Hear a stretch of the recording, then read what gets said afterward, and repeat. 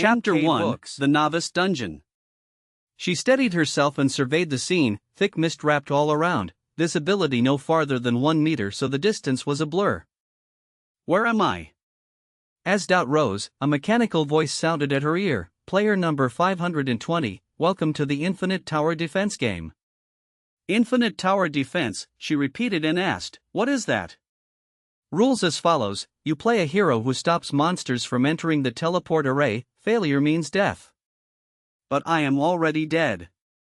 She found it absurd to hear talk of dying to a dead person. Could one die twice? Being coaxed to play a game after death was beneath her scorn. The voice ignored her reaction and continued, players are split into 2 camps. If all players in one camp die, then the survivors of the other camp will be revived in reality. Revived, her heart stirred.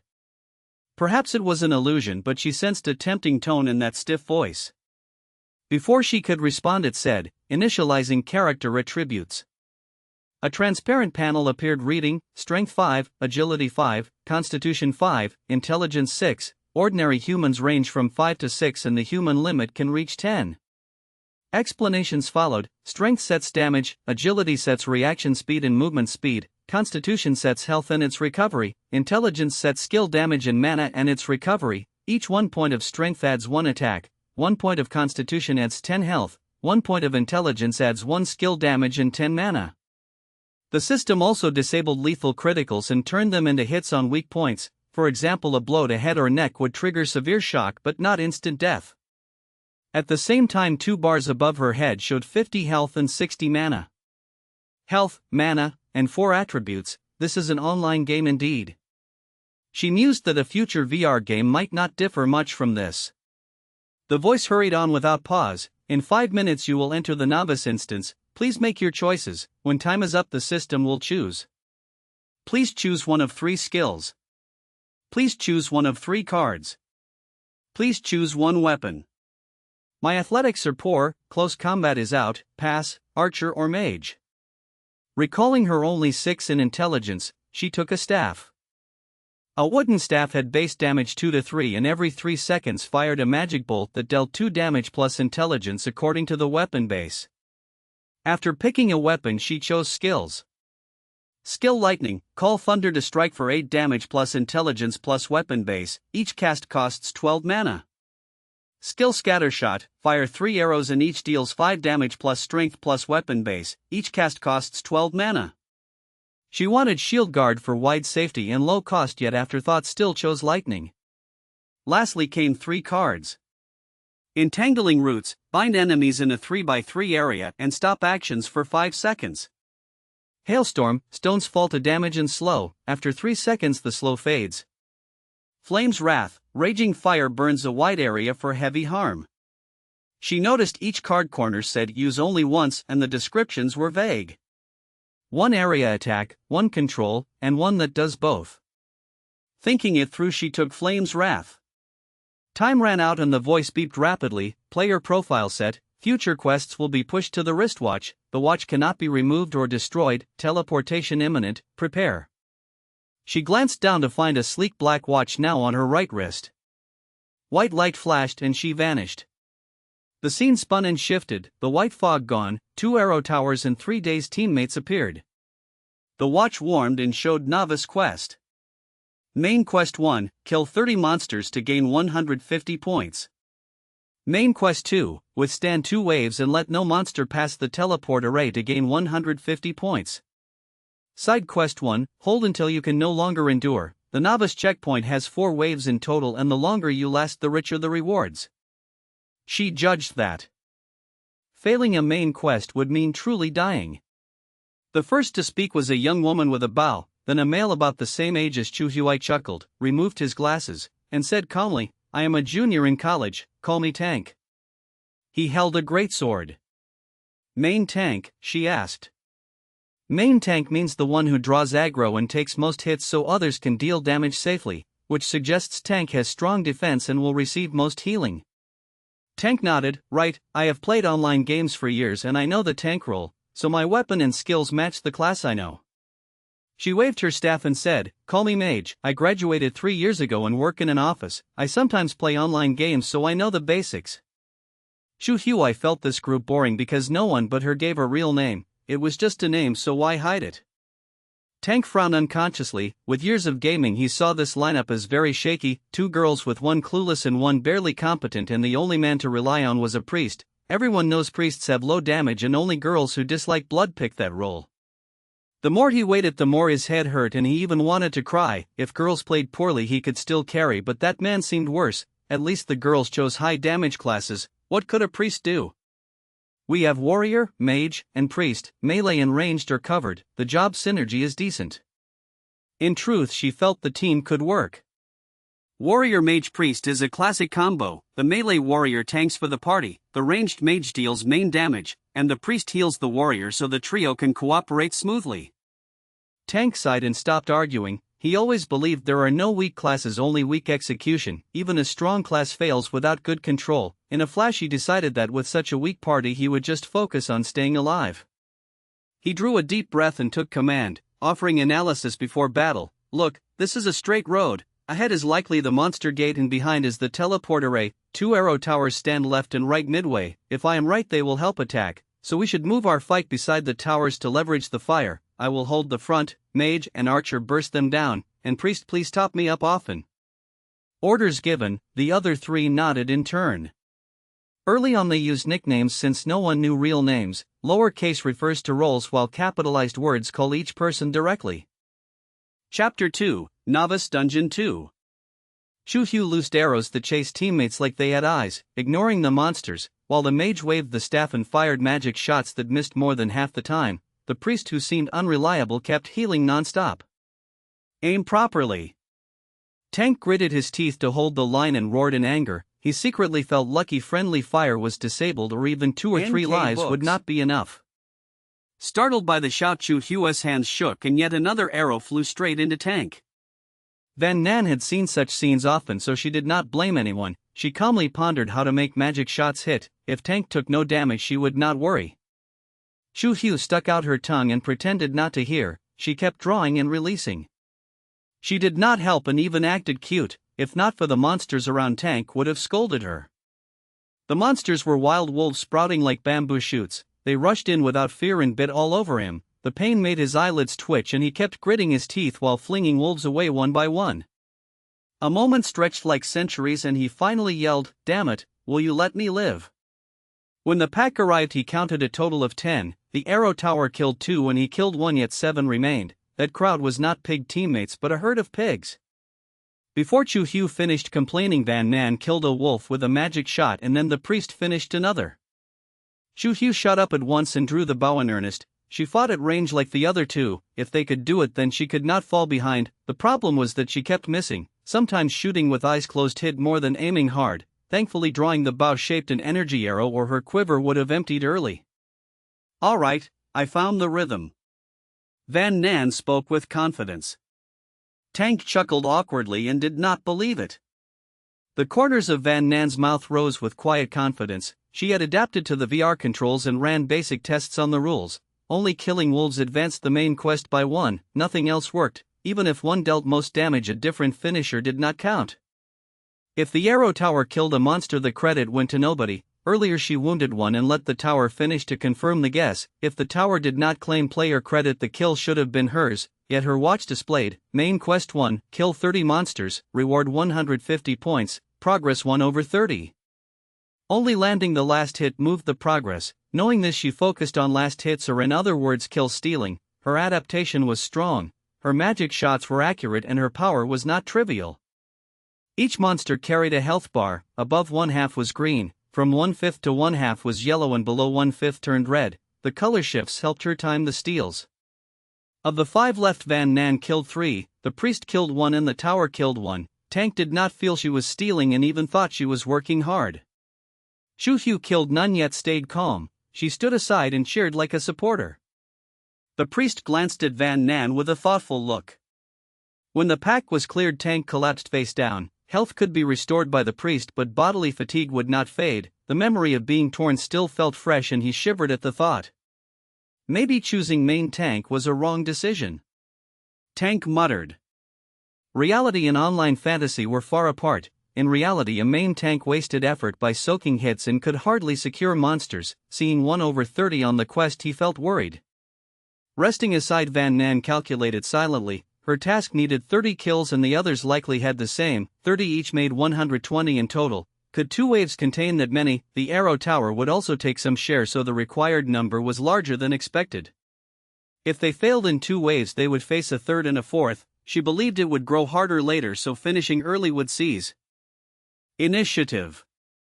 While she weighed options, Chu Hu grew bored and asked the priest, "Why did you pick a healing skill? People usually choose an attack skill."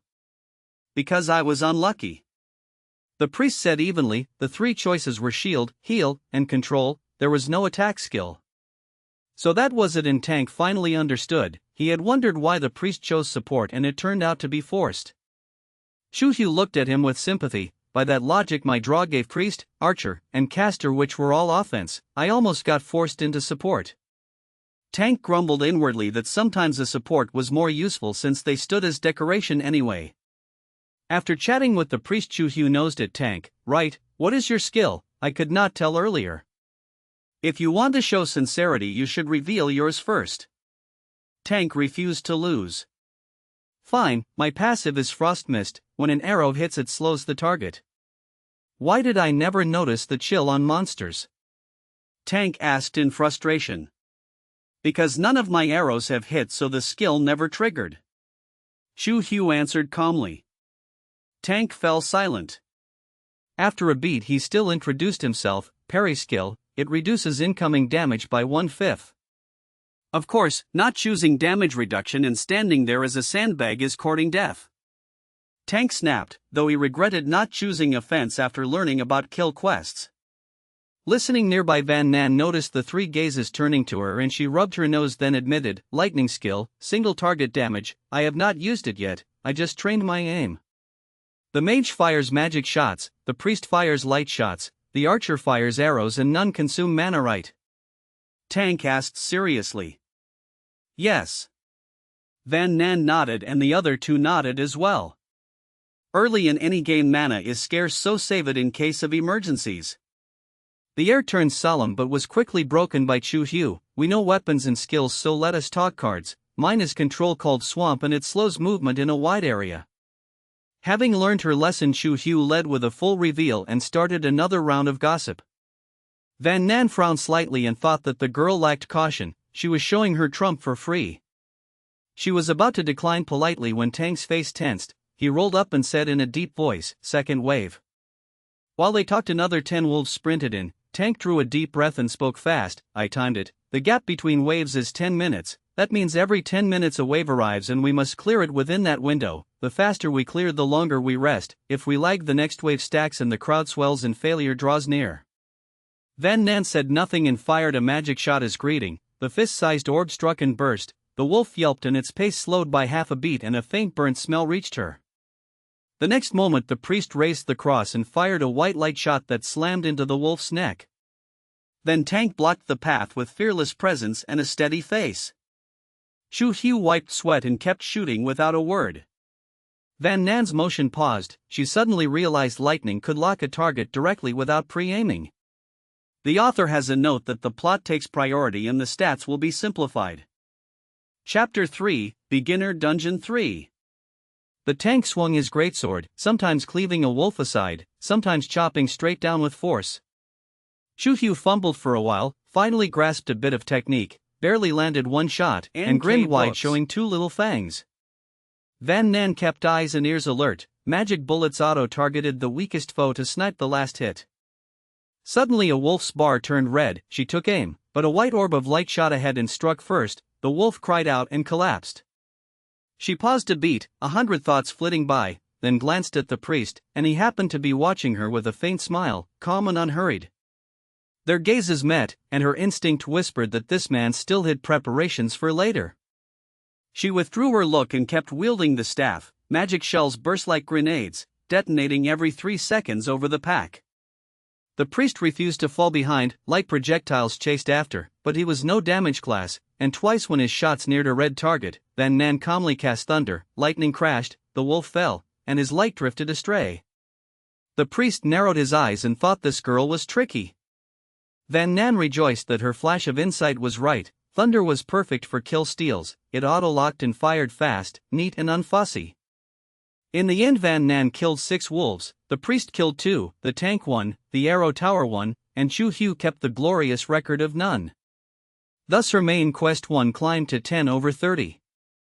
Shorter battles did not cheer the tank, the 2/30 on the black dial made his eyelids twitch in spite of himself. He rubbed his face for spirit and murmured that each wave likely split into several assaults, or else new players would panic and get wiped, and Chu Hu nodded with shining eyes as if hearing brilliant analysis. Pressed by survival, the tank grew impatient, the gap from 2 to 30 felt far, unless a shortcut existed, and his gaze flickered. Hey, if you finish main quest 1, can you help me a bit? Chu Hu asked carefully with hope. The tank understood at once, she wanted a free ride. In games a carry could help, but in reality how to carry, should he possess her to play instead, and he sneered inside for guarding against her in vain. Sure, no problem. Chu Hu agreed in high spirits, while the tank smiled and called her foolish in his heart. Nearby, Van Nan chatted with the priest. How much MP do you have? I saw you healing the tank so diligently. She blinked and guessed his maximum might be 70, but he softly reminded, look there, the tank and Chu Hu seem to have struck a deal. Van Nan snorted inwardly, one was a self-important grinder, one still naive like living in peacetime, together they would only spawn trouble. Remember the rules only grant friendly fire immunity, they do not force 4 minds to unite, so if you shave a photo red and others steal it, you can only call it bad luck, revenge is barred. They teamed up already, to guard our interest should we pair up too, she teased. Even if I want a partner, now is not the time, the priest answered mildly. She felt a twinge of pique, unsure whether he believed he could solo or was still judging her worth, yet she yielded, if you don't want to, forget I asked. She trusted a few more assaults would finish the quest, so she was not anxious. The tank checked the dial, saw almost 10 minutes had passed, and warned, get ready, a fight is starting. They took positions, more practiced after 2 rounds, faces relaxed, but soon a dense black pack of wolves surged in. Chu Hu, use Bog, the tank shouted. Bog, right now? She froze, then bit her lip and played the card. The ground turned swampy, wolves sank by the legs, and the more they thrashed the deeper they sank. Great! The tank's eyes flashed, he quietly pulled another card from his pouch. Thorn grass, brambles grow thick in a 3x3 area and deal heavy damage. Seeing bars turn from green to yellow, he threw the card, lips already curling for a rush of progress. Yet the mire erupted in fierce flames, and within 1 or 2 seconds amid howls the pack became ash, his curling lips went stiff. When all faded, dense thorn grass sprouted on bare ground as if slapping his face. What are you doing? The tank glared at the mage and the priest. Chu Hu's card was spent, so the fire card must be theirs. Van Nan chuckled, they bunched up so nicely, if I don't use area damage now to clear the quest I would wrong myself. She pouted and mocked, the thorns are yours, right, what are you mad about? Facing the same scene we chose the same plan, I only moved first and seized tempo. Her meaning was plain, lose with grace and don't make it ugly. The tank choked on anger, wished to hit her but remembered friendly immunity and swallowed it, yet wasting a powerful area card still made him ache to breath. What are they doing? Chu Hu asked blankly, in her eyes killing the pack was enough, who got the kill was trivial. The priest slanted her a look and dismissed her, to him she had no card left, poor damage, 0 value, her absence changed nothing. Say something. Chu Hu grew flustered, the sympathy in his glance told her something was wrong. He finally sighed, have you thought how to finish main quest 1 when you can't kill and have no card now? Then he chuckled as if at a joke and spoke low, the tank can barely save himself, did you not notice the thorn patch, by the looks of it that card was his? Chu Hu went cold like falling into an ice cave, but the priest pressed on, frankly I've never seen anyone as naive, he tricked you into using Bog to gather the pack, then he would sweep with an area card to finish, only his fine plan got read by the mage who used her own area card first, result, the mage cleared main quest 1 while you two gained nothing and burned your cards, do you follow, or with your intellect is even this too hard? Her face turned pale, lips trembling without words, he eyed her then smirked, looks like you can still follow. Why must you scheme each other, Wouldn't united effort be better, she murmured. Your unity means others toil while you lie down for a free meal, he returned coolly. Shu Hu fell silent, chest tight with discomfort, yet she clung on. But you neither lied to me nor used me. Because I have no area card, he shattered her last illusion. Seeing a chance and failing to sip a spoon of soup still makes me regret it. Only now did Chu Hu truly taste despair. The priest found her expression interesting and thought his long speech was not wasted. Author's note states the leads are not good people, since they are already dead they need not observe the manners of the living. Chapter 4, Novice Dungeon 4. At that moment a mechanical voice rang in everyone's ears announcing the first beast wave had ended, congratulating the players for a successful defense. Each would receive one free attribute point, keep it up, and after 15 minutes the second wave would begin. At the same time a slightly different voice sounded for Van Nan alone, adding that in the first wave she had slain more than 50% of the beasts and thus gained one extra free attribute point. NK Books. After a brief thought Van Nan poured both new points into intelligence, so her current stats became Strength 5, Agility 5, Constitution 5, Intelligence 8. She wondered if the system would grant free points after every wave. Her face grew serious, and she decided to revise the original plan. She turned to find the priest, and the ignored tank snapped asking why she would leave without even a word of explanation. Van Nan cast him a sidelong look and said in a cool tone that offending her now was highly irrational. The tank fell silent since he knew if he angered her and she retaliated by stealing beasts then failing the main quest one would mean his death.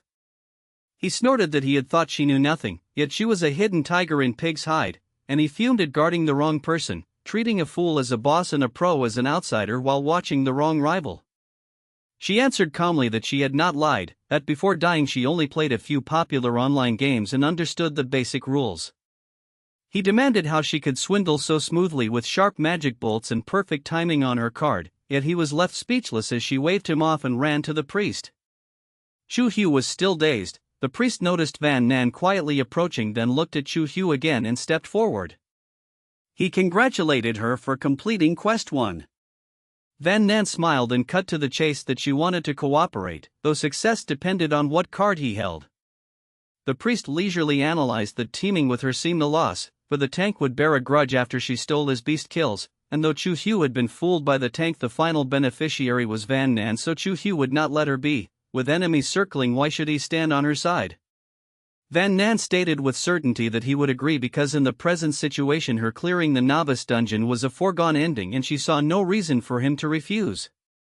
The priest joked that perhaps he would have a momentary lapse, and she sweetly replied that perhaps she would also lapse and tell the tank and Chu Hu that he too had taken a share from the wolf pack just now, which made him freeze.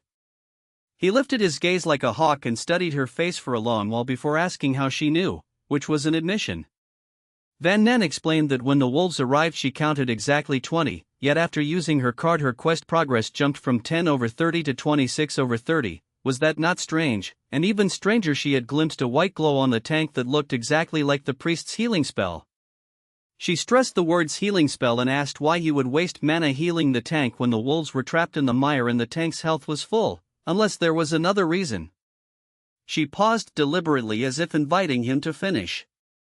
The priest replied coolly to speak at all so he could judge whether she was qualified to cooperate, his tone steady as ever. Van Nan continued that he had used the tank to open a path while he darted in at the edge to last hit with light bolts which caused her progress to soar. The priest muttered that her guess was accurate and he had nearly thought she saw through everything, and she asked with a smile whether she was qualified now. He stared and then asked why she needed a partner since as she said her clear was decided and there was no need to stir more waters. She answered solemnly that each wave granted free points, that the more waves she cleared the more points she would gain, which matched the side quest, that the novice checkpoint was only the first dungeon of the infinite tower defense and there would be a second and a third and many more, that taking first place from the start would ease the road ahead, and that her sole final goal was to live again. The priest smiled because his goal matched hers. He asked how she would proceed, and she answered without hesitation to steal beasts so the tank and Chu Hu could not finish main quest 1, forcing them to stay until the third and fourth waves were to survive. They would fight like mad, for if the quest were finished they could leave at any time and with an escape route they would not risk as much. The priest said the idea was interesting, yet execution had a problem because the tank was the main shield, likely irreplaceable, so she asked what card he held.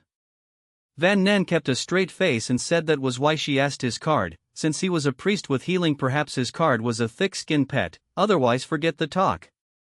The priest admitted it was a tree demon card, whose high defense and deep health suited the main shield, yet he added he did not know how long it would persist because the card description was vague. Van Nan could not hide her disappointment and said to shelve it until after the second wave, for if the tank insisted on dragging them down while he stood idle, then no one could replace him to take the monster's blows, and risking a team wipe for extra rewards was foolish. The priest spread his hands in helplessness, and Van Nan sighed and said the system had told her she slew more than 50% in the first wave, so she gained an extra free point, and she had planned to split the bonus with him taking the second wave and her the third, but now she would drop it. The priest's ears perked and his eyes flashed as he asked whether each wave over 50% gave a bonus point, and she waved that perhaps, but it would not concern them since they could not get it anyway. He then smiled shyly and confessed that priest was only his subclass and the main shield was his primary class, which made even the ever-polite Van Nan curse inwardly that she knew he was hiding his hand. Rest time was nearly over when the tank gathered everyone and solemnly said for the greater good they should split beasts to each person, that the mage should finish main quest 1 and should not steal kills, that she should bring beasts to low health then switch targets so the others could secure more kills, and Chu Hu's eyes lit and she agreed at once that the idea was very good, for though she hated the tank she chose to endure for profit. Van Nan thought that if the tank and Chu Hu finished the main quest, then after the second wave they would flee, and how could she push through the third and fourth? Before she could answer, the tank looked at the priest and in an entitled tone asked whether he agreed, clearly cutting Van Nan out of the circle. The priest smiled that anything was fine, which was a fence-sitting stance. Thus while Van Nan had not spoken, the tank already ordered them to remember to stop at near death and strode ahead. Van Nan was speechless and thought she had never agreed. Where did this habit of deciding for all come from? Yet she knew he believed he was the only shield and the other three must rely on him to clear the second wave, so his confidence swelled. Under that forced peace the second wave began as the tank saw 15 wild wolves sprinting from the far end. He drew a deep breath and shouted for spirits to rise because the beasts were coming. Arrows hissed like rain, the mage's magic bolts tore the air, the priest's light shots cut alongside, and the shield's blade carved a path among wolves. The tank frowned, intending to order the mage to stop when he saw her sensibly fire a bolt at a full-health wolf nearby, while a light bullet from the priest struck the heavily wounded wolf and it died at once, so he relaxed and focused on guarding and slashing.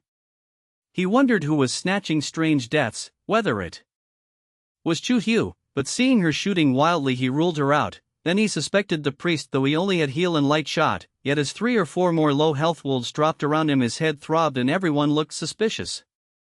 When the first batch ended he checked and found among the 15 beasts 2 died to the mage, 3 to the priest, 2 to himself, 1 to Chu Hu, and the remaining 7 had vanished, while corpses dissolved after a moment so he could not even inspect. He shouted who was it and who on earth, and Chu Hu hugged her bow and kept silent. The tank ranted on and on until Van Nan had to ask whether he was sure the arrow tower had not taken the kills, which stunned him, and she nodded that beasts killed by the arrow tower would not count to any player. Van Nan put on an honest face and said that to avoid overdoing it she only shaved beasts down to the red sliver and then looked away, which made the tank eye the other 2 again. The priest ignored the soaring main progress on his watch and agreed solemnly that it must have been the arrow tower, and that next time when facing weak beasts they should execute quickly or losing them to the tower would be a pity. The author then had a note saying the male lead still lacked a name and it was vexing. The male lead seriously suggested calling himself Arrow Tower, and the author propped her chin and said that sounded fine, which made the narrator chuckle and nod. Chapter 5, Newbie Dungeon 5. The memory of the earlier conversation returned, and she asked the priest why he hid his main tank identity. He answered as if it were obvious. If someone in the team volunteers to be the meat shield, I can be at ease. Supporting from the back with healing and stealing monster kills is much more enjoyable than being the meat shield. Besides, that skill of mine is more than capable of doing that task for you. What kind of main tank wields a cross-shaped weapon? Van Nan still found the little teammate untrustworthy. I said before, I was just unlucky. The priest explained. Of the 3 skill types only this one deals offensive effect, but to use it you need a sword or a cross as the weapon, and there is no sword among the weapon options, so either I pick support skills and a melee weapon, or I pick offensive skill and a cross, there is no other choice. He also showed Van Nan his skill. Holy Realm instantly restore 10 HP to the target plus intelligence attribute points, and at the same time deal 6 points plus intelligence attribute points to surrounding enemies. Each skill cast consumes 12 MP. Tell me one thing, will the Archer Tower really steal kills? After reading the skill description, Van Nan began to doubt life. Perhaps she guessed wrong before and blamed the Archer Tower. In fact, some player posing as a tower hit and prospered, while adding healing to tank he also stole kills.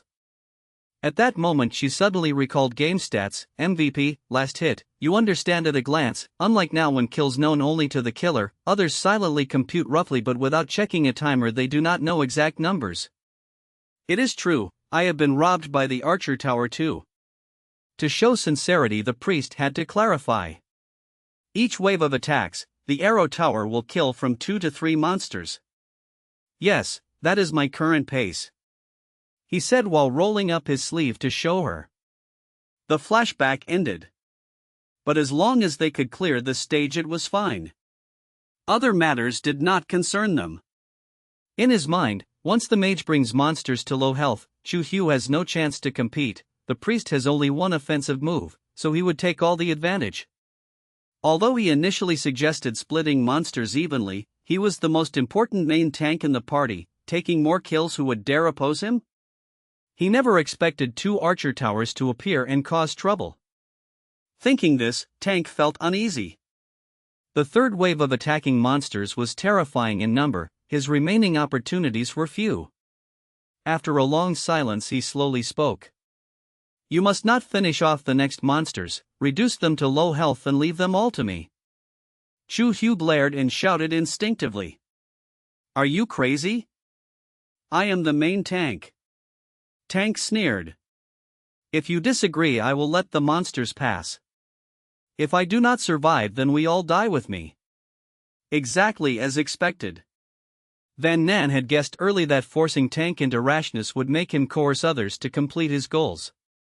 Letting monsters pass will not save you either. Chu Hu warned. It does not matter. At the current pace I will not clear the stage anyway. Tank wore a desperate face, thinking he should have said that earlier. Previously his pride and tricks got him nowhere. Forcing others to bow and making himself the first to finish the quest was the correct tactic in his view. Chu Hu fell silent, now seeing the cruel face of the game, her naive thoughts faded. Van Nan stood calmly waiting for the priest to answer. The priest sighed, looking reluctant. Do you really have to do that? Fine. The priest finally accepted, rolled up his sleeves and took Tank's place blocking the path, saying coldly. Then I declare you unemployed. The event stunned Tank. He stared at the priest in disbelief for a long time then roared. What do you intend to do? The priest smiled showing white teeth but the smile was icy. Actually, I am also a main tank. With a thud Tank's head spun as many details snapped into place. Why did the priest choose a healing skill? Because he was the main tank and the skill was prepared for himself. Why did the mage remain indifferent when I said stop? Because she already knew there was another main tank in the party, not that without her they couldn't survive. Why did the priest heal me so diligently as if the skill cost no MP? He was not acting for the greater good but fearing he could not endure and would have to step up and shield the front.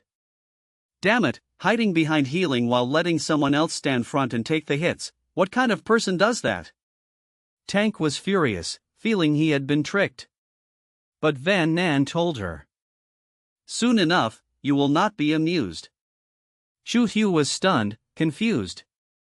Not long after she understood, though she would not suffer Tank's oppression she could not secure a single monster either. The mage reduced monsters to low health then the priest would finish them. If she aimed well or Tank rushed to steal kills, the mage would be first with a lightning strike to finish monsters. Chu Hu gripped her bow and felt drained. No matter how she and Tank struggled they could not snatch the kills, the mage and the priest had effectively seized control. Nearby Tank tried to steal a monster the mage weakened, but a finishing orb from above struck it down. He lunged to another monster and lightning struck it, the monster disappeared. If you cannot steal the low health monster, you can fight it yourself.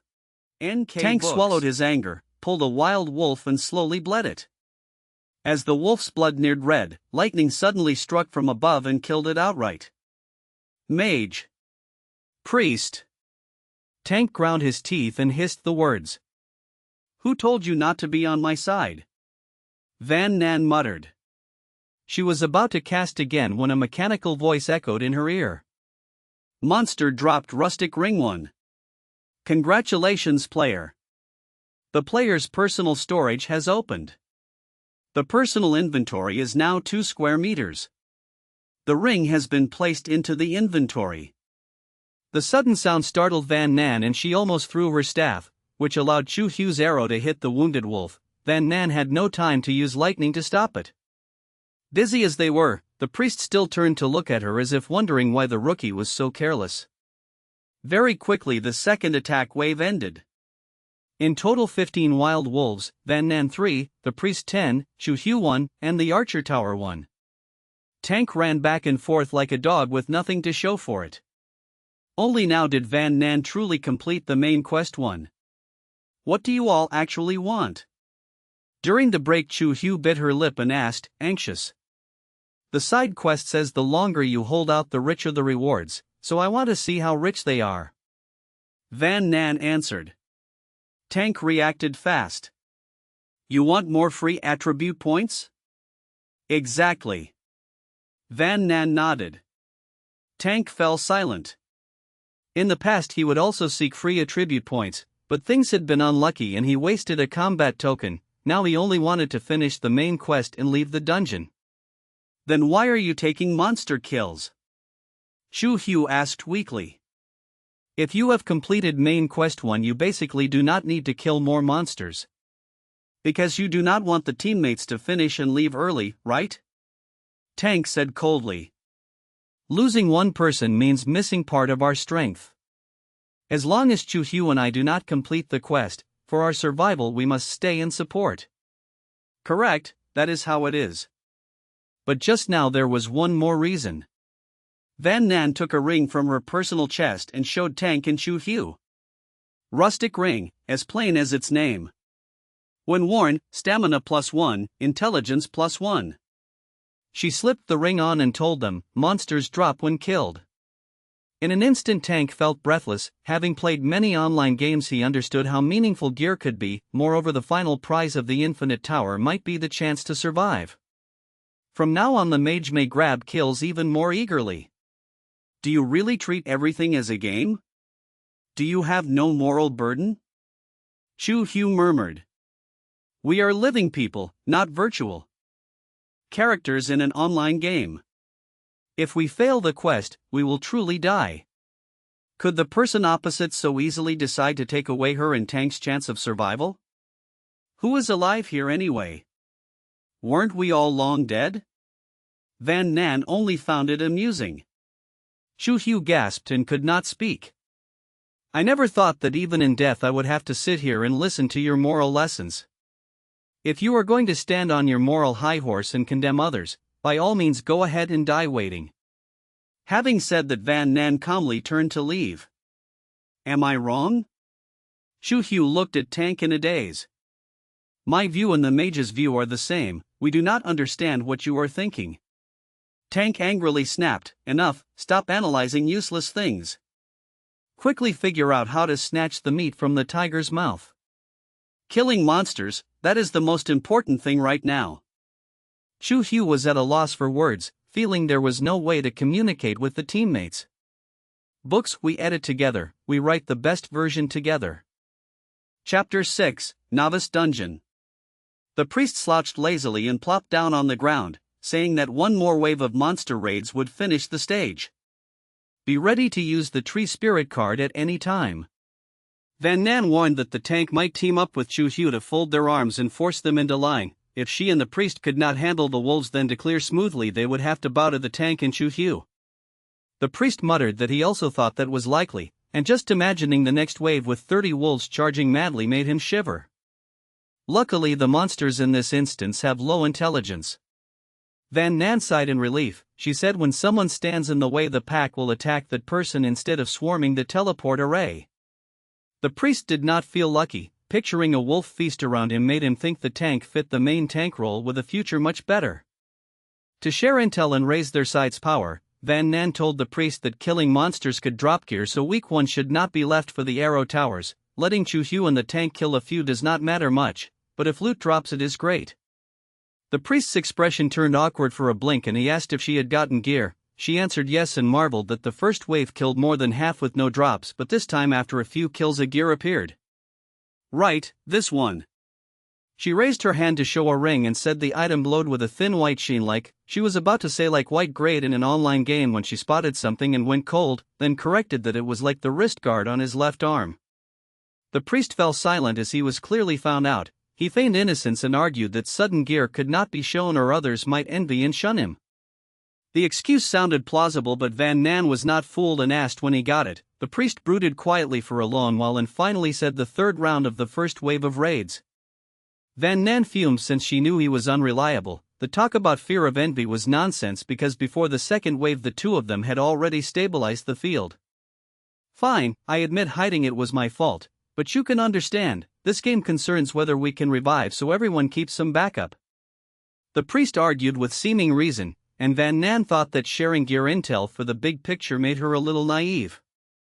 Seeing his partner angry, the priest stepped back and warned that it was not big enough to ruin their cooperation. He wanted extra free attribute points, but if the mage tried to rob them it would be messy. It is a small matter, but early sprouts show the tree. I must reconsider working with someone as untrustworthy as you, or one day I will be tricked without knowing it. Van Nan said. She curled her lip and ignored him. A man hiding private loot had no right to preach unity or the greater good. While she wondered whether to talk to the tank, the priest gritted his teeth and proposed that after the third wave they would talk. If she helped him earn the free attribute reward for the second wave he would pay her. Van Nan squinted and asked what payment, since she was not easy to fool. A bottle of mung bean tea appeared in his hand. It would restore 20 MP within 5 seconds after drinking. Van Nan asked where it came from because it was the first MP recovery item she had seen. The priest said it also dropped from monsters and confessed he had only one bottle, his voice pained. Van Nan now grasped his style. Normal people keep 1 or 2 trump cards, but he hides almost all his cards as trumps, which drives partners mad. Pay first and I will help you finish the task. She shelved the earlier mess in the face of profit. The priest refused and demanded help first then payment. Van Nan snapped that if he ran after the job he would never pay and she could not force him. She said coolly to do as he liked because if the deal failed she would not be the anxious one. He choked on words, and she urged him to decide quickly. Because the third raid was close, he bit his lip and tossed her the tea while threatening that if she dared go back on the deal she would surely die. Soon the third wave of wolves arrived. Van Nan glanced and counted roughly 30, they charged together with terrifying momentum. The priest had just given away his only MP item, so he wore a long face, his eyes now fixed on the wolves as if he wanted to strip items from them to recoup losses. The tank smiled slightly and moved toward the priest, but arrows hissed from behind. He turned and paled, then screamed that they had agreed to stand on one side to force a compromise. Chu Hu defied him and said she would decide for herself and needed no one to decide for her. The tank felt driven mad by a pig teammate. When initiative was needed she believed others and used the swamp card carelessly. When silence and teamwork were required she insisted on deciding alone. If she had a brain she would not be in this mess. He panted, but as a low-damage main tank he could not outcompete teammates for last hits. He regretted the class choice and wished for another job. Chu Hu ignored him and kept drawing the bow. She had thought it through that pity axe meant nothing here and only herself could be relied on. People who approached intentionally mostly had bad aims. The priest's face turned grave. With 30 wolves a single bite from each would drain his bar. For safety he had to use the tree spirit card, though he regretted losing a planned finisher. A huge tree spirit sprang up beside him with swaying branches and a sturdy look. Block the wolves and stand in front. He ordered and the spirit obeyed to shield him. The tank gaped because many other things could also body block. Even knowing 30 wolves would rush in, seeing it with his own eyes still chilled him. The first wave had 15, the second wave had 15, the third wave had 30. In other words, if he killed 30 he would get attribute points. They had already killed 20, so only 10 were missing. The priest thought fast, decided the plan worked, and shouted to kill freely since he would not contest last hits this time. Chu Hu cheered and did not suspect a trap. She stepped closer to the wolves and stopped at a short range before shooting. She had been timid and only dared to snipe from afar, but now had to risk it. The closer range raised accuracy and soon she dropped a wolf. Only then did she notice that the pack was stupid and focused on tearing the summon tree rather than her. She rued not knowing sooner and shot even faster. The tank had hesitated and was late. Seeing Chu Hu really kill a wolf while the other two ignored it, he rushed up to stand by the tree spirit and slash. Reality showed that monsters were dumb but not brainless, since stepping to the front line drew 3 wolves to turn and bite him. Van Nan softly reminded the priest to heal the tree spirit. He replied while throwing light orbs that it might not be needed because the card was single-use and disposable. He said casting Sanctuary on the tank would be better. Van Nan calmly explained that summoned pets come in 2 types, time-limited and until death. She asked if his tree spirit had a time limit. His motion paused and he muttered no, that meant it lasted until death, and followed his orders. She hinted that a petabase far better than a person with a private agenda. The tank thought the heal was for him and waited a long time only to see the tree spirit's health rise while his own stayed a pitiful yellow. He was speechless. After 3 kills he retreated behind the tree spirit to rest, since no one knew what would happen when the bar emptied and he would not be the guinea pig. On the other side, Chu Hu pulled the bow until both arms ached, yet she dared not stop. The priest and the mage kept their word not to contest, so chances like this were rare and she had to kill more while she could. To the priest the wolves were free attribute rewards, to Van Nan they were items and gear, so the pack enjoyed players burning with zeal, and every few seconds one fell as their number kept shrinking.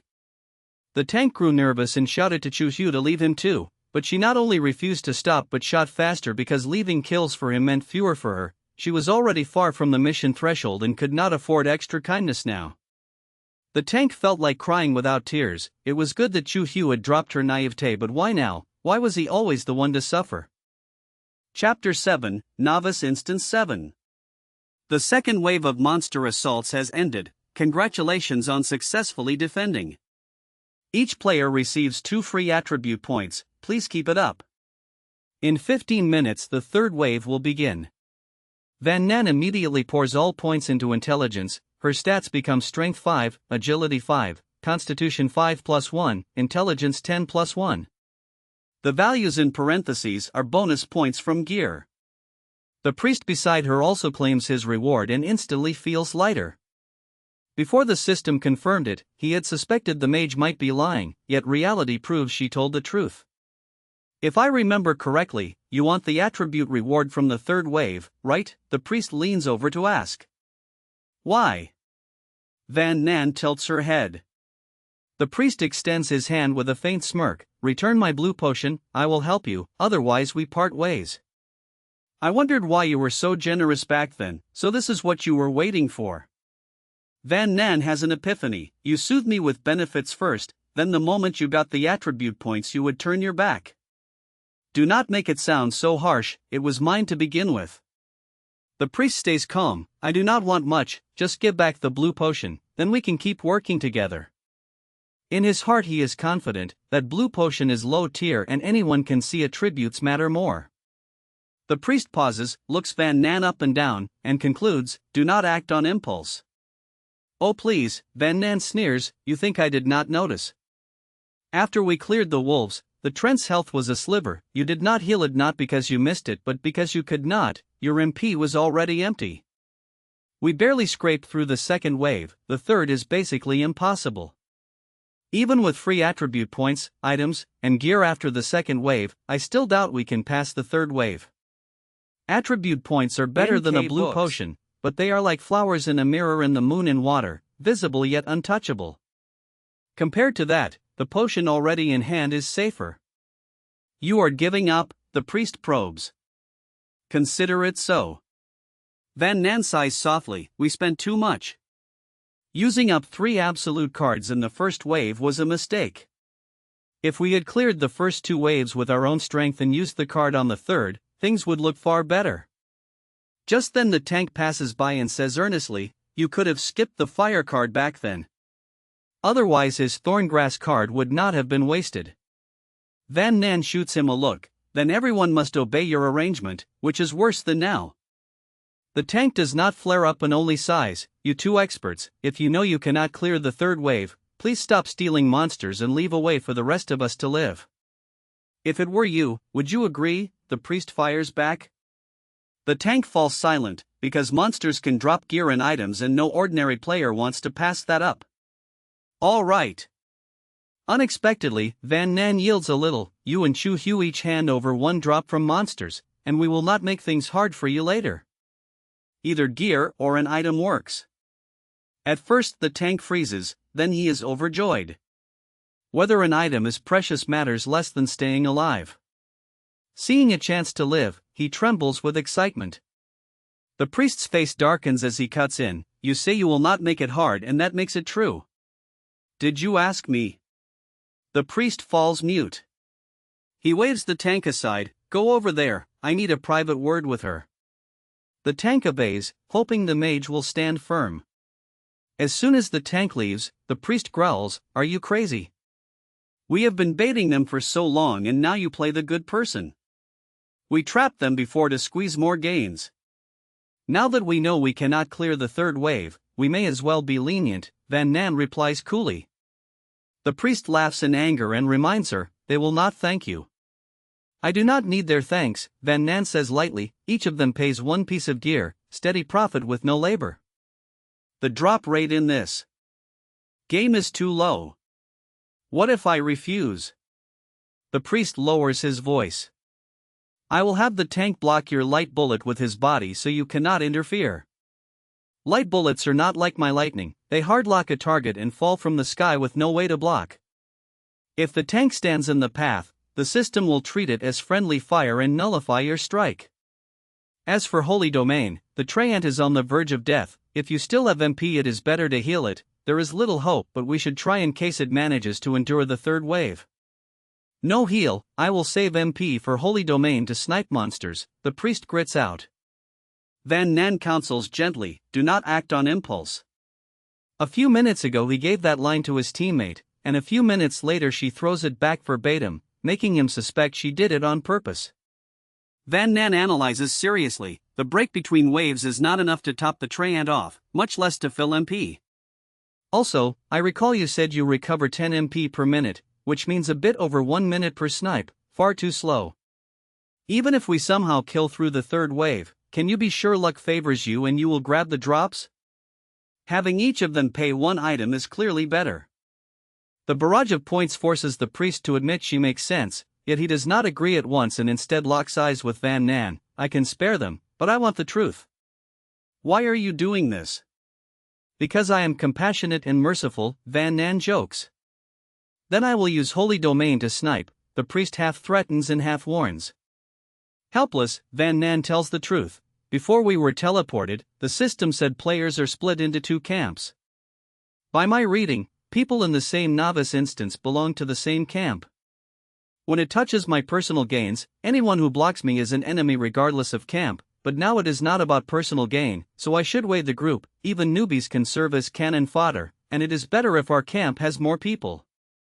Thanks to a reminder, the priest finally recalls the system did say that, though he had long tossed it to the back of his mind.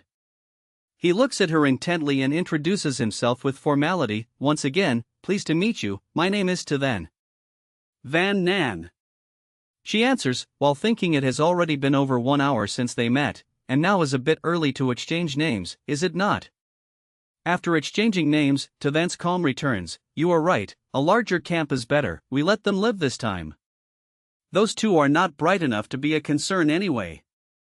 "Good." They reach agreement and go find the tank and Chu Hu. "If we hand things over, will you truly leave us a way to live?" Chu Hu is on high alert, like a sweet naive girl turned into a hardened skeptic. "Yes," Van Nan affirms. The tank is straightforward and hands his thing over at once, clearly understanding obedience is the price of survival. Van Nan warns impatiently, "Before I change my mind, seize the chance." Chu Hu bites her lip and finally takes out a loaf of bread and places it in Van Nan's hand. The tank offers a wrist bracer. To then says flatly, "Give me the bracer, it completes a pair." Van Nan obliges, tosses it over, then inspects the bread carefully. Black bread, upon eating, within 5 seconds restored 20 HP. This is not bad at all. She had thought they might not have anything to give, Van Nan muses. Do as you like, I said we will not steal your monsters, Van Nan answers casually. Only then does Chu Hu exhale and then lament that she was shaken down yet still feels happy, because it means a chance to live. Had the mage refused the payment and chosen to hunt them down, she would surely die. Chu Hu is bitter and wonders if she should thank the heavens that she is at least valuable enough to be squeezed. Under everyone's anxious eyes, the third wave begins. Gazing into the distance, Van Nan clicks her tongue. As expected, the first round is 20 wild wolves. Judging by this pace, later rounds will only grow harder, and by the third round of the third wave there may be 40 monsters charging together. To Then's face is also grim and he frowns, for now we watch first. Author's note, Blue Potion restores MP, named so because in early online games the potion bottle was blue, while Red Potion restores HP. The leads dig pits for each other and still advance hand in hand. Detective, no magnifying glass needed, you can spot the flaw at once. Books. The detective is here. Chapter 8, Novice Dungeon. Chu Hu let out a slow breath, her face showing the luck of a survivor. Tank face turned pale, lips pressed tight, and he said nothing. Only then did Van Nan speak coolly, has everyone finished the main quest? Stay or leave as you wish, the priest and I plan to stay. Of course I will stay. Tank answered grudgingly, he had not expected to lose the last hit to Chu Hu. Her calm look meant her quest was done while he still lacked one kill, damn it only one. Oh? Van Nan raised her brows, she was a bit surprised. Tank staying for more rewards was normal, but Chu Hu choosing to stay was unexpected. You and the priest are powerful, as long as you beat the monsters in the third wave I can gain attribute points, leaving now would be too wasteful. Chu Hu spoke firmly, some quests cannot be carried by others like fighting, but some perks can be shared like free attribute points on clearing, that is a teammate benefit. The main quest is done anyway, we can leave any time, with a retreat path there is nothing to fear. Chu Hu concluded. Tank's eyelids twitched non-stop, he was the only one without a retreat so panic rose, it felt like a dream, he was a top online player yet ended up like this, the priest and the mage were stronger which was fine, but even Chu Hu finished first so the shame stung. Before the game he had planned to clear alone and ignore teammates' lives, now he could only sigh that ideals and reality are far apart. After a short rest the treant finally recovered full health, to then sat aside and silently waited for the third wave assault. The wolf pack appeared quickly. Van Nan glanced over and frowned as she wondered, why are there only 10? Maybe the third wave differs from the first two. Tank feigned calm then rushed forward, only 10, I can handle it. He feared others would steal his share. The wolves flew like the wind and soon entered the tower range. In that instant to then sensed something wrong, his face changed and he shouted, not right, fall back now. Tank acted as if he heard nothing, there were only 10 wolves and to finish the main quest he had to kill at least one, to prevent teammates from exploiting him he would heed no one before his quest was done, he assumed the priest called him back just to contest the kills. When the pack closed in he vaguely felt something was off. At that moment a roar came from behind, fool, those are 10 elite monsters. Tank spun to run but it was too late. For elites surrounded him, one bit his neck, one bit his leg, and two raked with claws, in a blink Tank fell. The next instant Sacred Realm washed over him but nothing happened. Player number 236 has died, the player record has been erased. The mechanical voice chimed coldly. In other words each player has only one life. A sour pang passed through Van Nan, the main tank was shredded by 4 elites in moments, how long could they last? Treant, throw one over here. To then made a snap call, his words came faster, listen, we focus the same target and kill as many as we can. Even before he finished, the treant had wrapped a wolf with branches and hurled it back. Van Nan reacted first, her magic bullet aimed at the wolf's throat, the close range hit the weak point for a critical, and she unleashed lightning without hesitation. Chu Hu frosted an arrow and landed a clean shot, the wolf's movements slowed at once. The priest seized the chance, clenched his right fist, smashed the wolf's head, and granted the treant 3 sacred realm stacks. Hurry up! To then barked while rolling aside to dodge a bite. To then growled, "You are still kill stealing at a time like this." Yet he knew that now they had to steal, who knew how many more they could drop. One secure kill was still profit. His grievance came from fearing he would lose the contest. For a heartbeat he even thought of abandoning the clear and focusing on steals. Unexpectedly Van Nan shouted, "Elite drop rates are super high, I just picked up a consumable, do not fight each other, we finishers take turns, I will not contest the next 2. Chu Hu echoed at once, "Priest is next, I am third." She knew she was not the key member, so she yielded first to avoid conflict. Van Nan understood her teammate well, her staff kept weaving and she promised firmly, "I am not lying, try the kill and see." The 3 joined forces and the wolf fell fast. This time Tothan took the last hit. A second later the mechanical chime rang by his ear and he exhaled. He pulled on a pair of gloves as fresh gear while the treant flung another wolf over. Next is Chu Hu. Van Nan called, "Elite drop is near a full 100%, and the Trent's health is turning red. I am out of MP." Tothan yelled back. When he saw the treant bar turn yellow he had poured heals wildly so mana burned fast. The third wolf landed at their feet and Van Nan was shocked to see a third of its health gone. A quick glance at the pack showed all of them missing health more or less. The arrow tower was pouring damage and the Trent's body block let it work. Besides, each sacred realm heal splashed area damage on the wolves. "Why are you spacing out? Attack!" Tothan urged hard. Van Nan bit her lip, tossed mung bean jelly for mana to Tothan and snapped, "Drink, lay your sacred realm on the treant and burn your MP." If the 3 went all out they might clear. Once the third wave ended they would gain free attribute points. Compared to that a single-use item was nothing. Tothan took the drink, blinked, then understood and chugged. He pushed heals into the treant. After 3 casts the 5 wolves around it all showed yellow bars. Only then did Chu Hu notice the change and cried out in shock, "Area skill, is the priest not a healer skill-wise?" Van Nan had no time to answer. Tothan knew they were on a knife edge. Once the treant fell no one could hold the pack, so as the 4th wolf sailed over he lunged and punched. Van Nan's magic bullet followed close behind. Chu Hu dropped the 3rd while Van Nan finished the 4th. Tothan ordered the treant to toss the 5th and shouted, "Who still has mana potions, hand them over, I will repay with 1 elite kill." Van Nan checked her bag and felt vexed. The first elite dropped a bun for healing, the second dropped 2 traps. The thing she needed most was mana and none had shown. Just then Chu Hu killed an elite and got Dragon Well Tea that could restore 25 MP. Should she give it? Chu Hu hesitated. If clearing failed then hoarding items was best, if they could clear then free attribute points were optimal. The fear was to spend items and still miss the points, losing both ways. After weighing it she tossed the tea to the priest. "Take it, you need mana." She thought that at worst she would treat it as leaving after the 2nd wave and not taking part in the 3rd. NK Tothan brightened and gestured for Chu Hu to finish the weak wolf, "Your compensation." Chu Hu accepted and calmly reaped the elite. Her delighted look showed a fine haul. Next Tothan drank the tea and cast 2 more sacred realms. The wolves around the treant now had at most half health and at least a third. Things happened very fast. Within a few seconds 5 wolves were down and 5 were left half dead. Right then the treant collapsed. At the instant the bar hit bottom its bulk crashed to the ground. "Use your skills and stop saving MP," Tothan urged.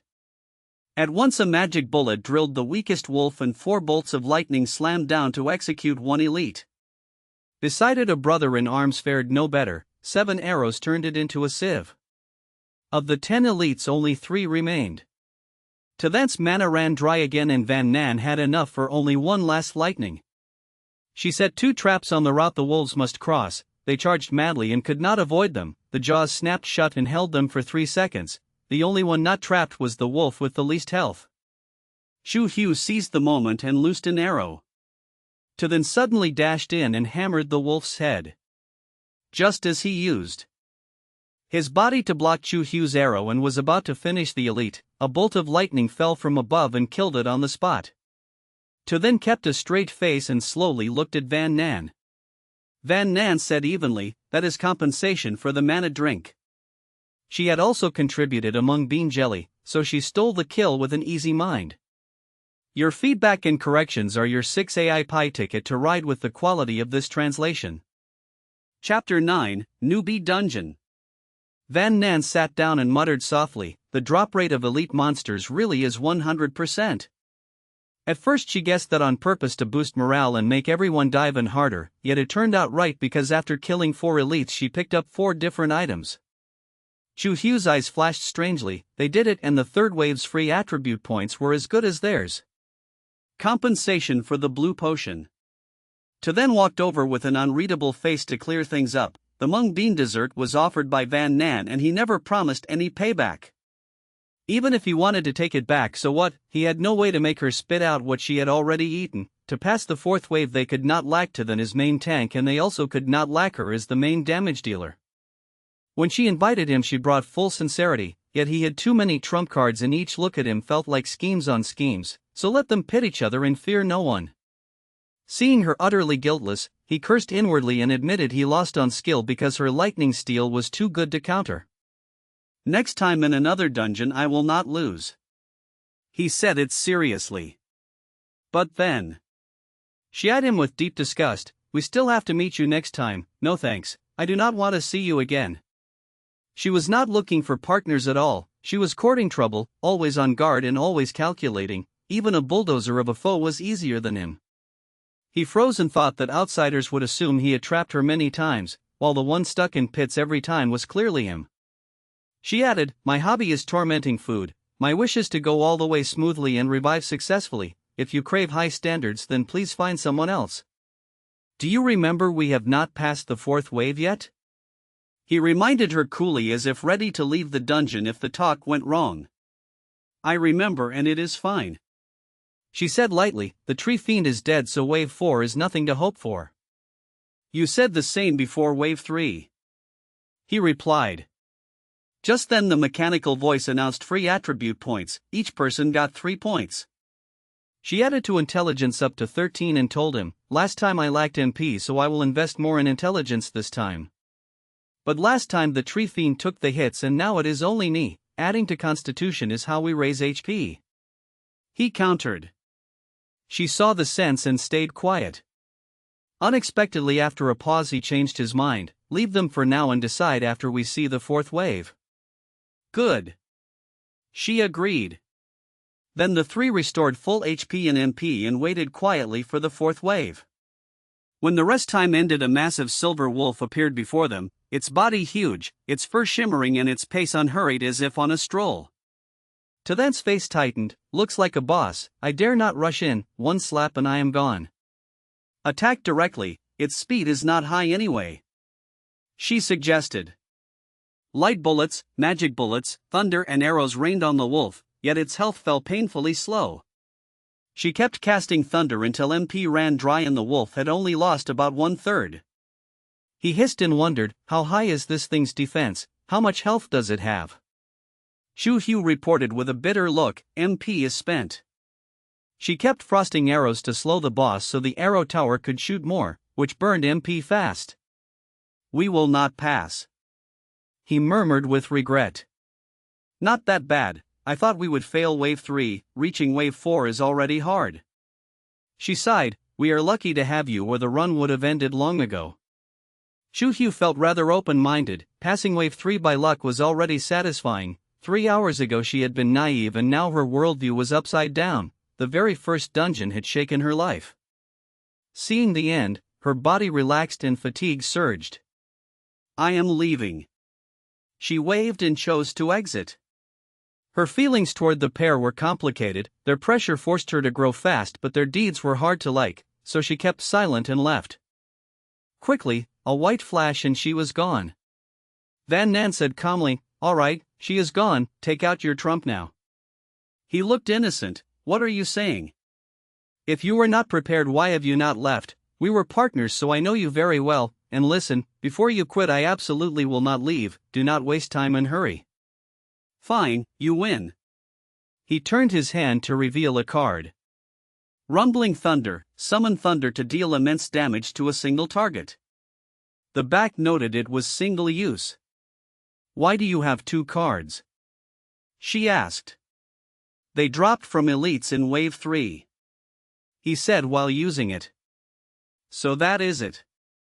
She realized she had wondered how any team could clear such a hard 4th wave. Turns out pass items could drop earlier. In truth, even allies compare gains, so he had planned to get rich quietly and keep points and boss loot to himself, but now he was exposed and could only accept it. She tilted her chin to wait for a free win, yet after the strike the wolf's bar turned red and it still strolled toward the teleport array. He was stunned. Where was the immense damage? Not even 2/3 gone, only about half. What a scam. What are you staring at, fire? She yelled and shot a magic bullet first, feeling deeply annoyed. A dungeon that digs pits for players plus a silly teammate, how tragic. Light and magic bullets crisscrossed but still failed to halt the wolf's steady steps. It was over, she despaired. With full MP she could have thundered it down, yet now MP was scarce and she could not cast. Needing MP most and having none was pure misery. At the key instant to then planted himself before the wolf and growled, I will block, you strike fast. How much faster can it be? Thinking that Chu Hu had been lured away and pressure doubled for 2, she boiled with anger. With 3 people we could pass for sure, yet you insisted on 2 and risked our lives. Your play is impressive. She shook her head and felt he would be flattened soon. She narrowed her eyes.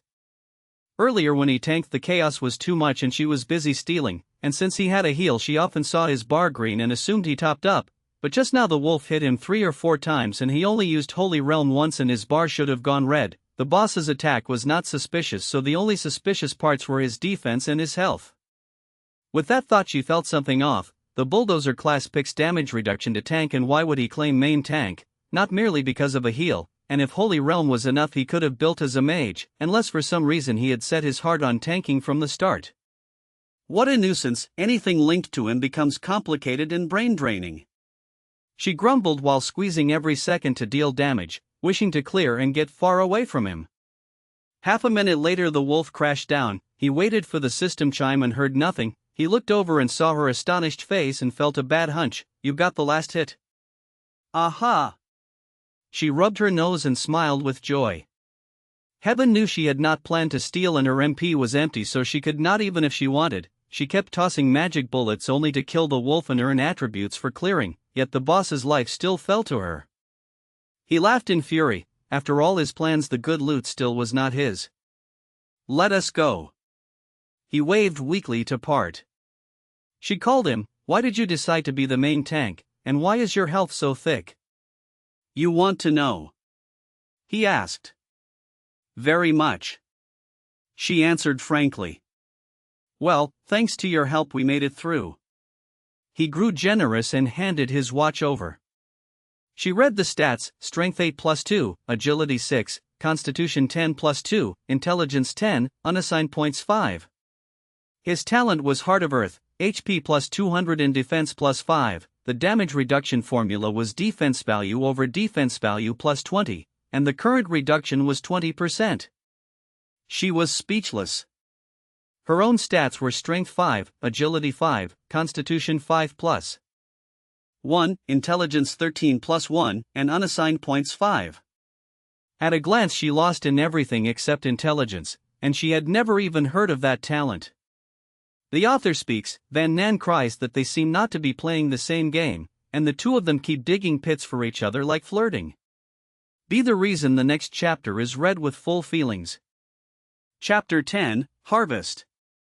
I really have to go this time. As he finished, a flash of white light burst forth and then vanished. Then Van Nan left as well. Her vision swam and she returned to the misty place from the very beginning.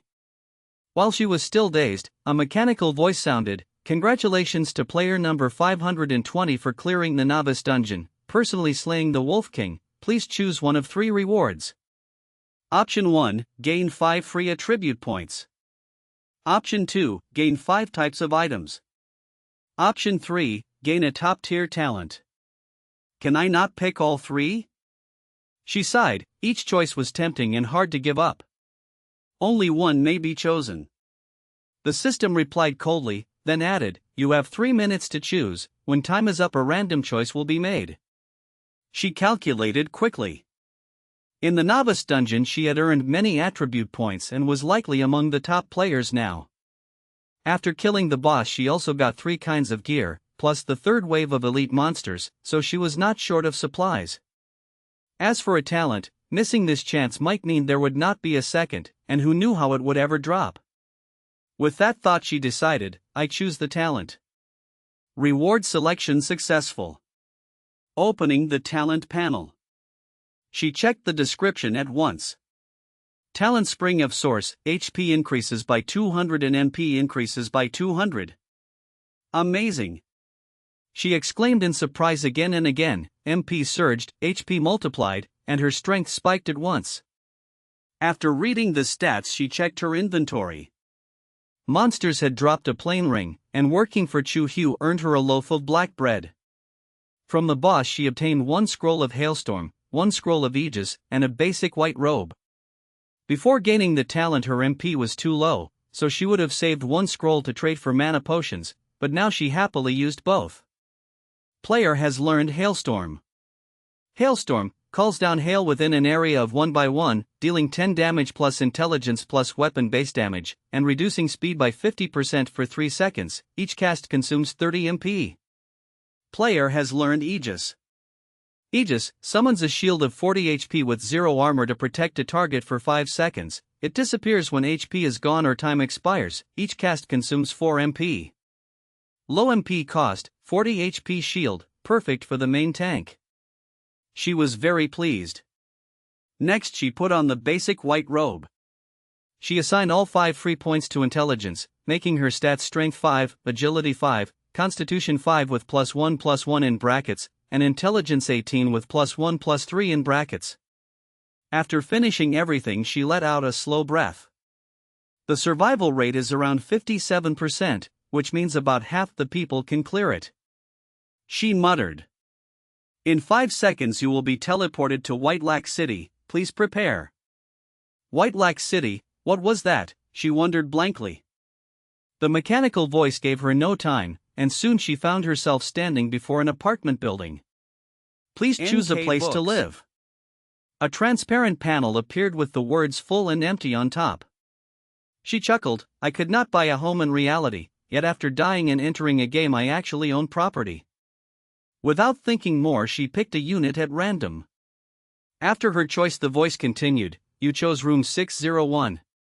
After selection the residence becomes your private property, no one may enter without your consent. White Lac City is the resting place of the Pure White Camp, players of the Deep Black Camp may not enter. Inside the city there is no player versus player damage, for life and death duels please register at the arena. Points are the currency here and are used for entertainment. After 15 days all players will enter the second dungeon, please be prepared.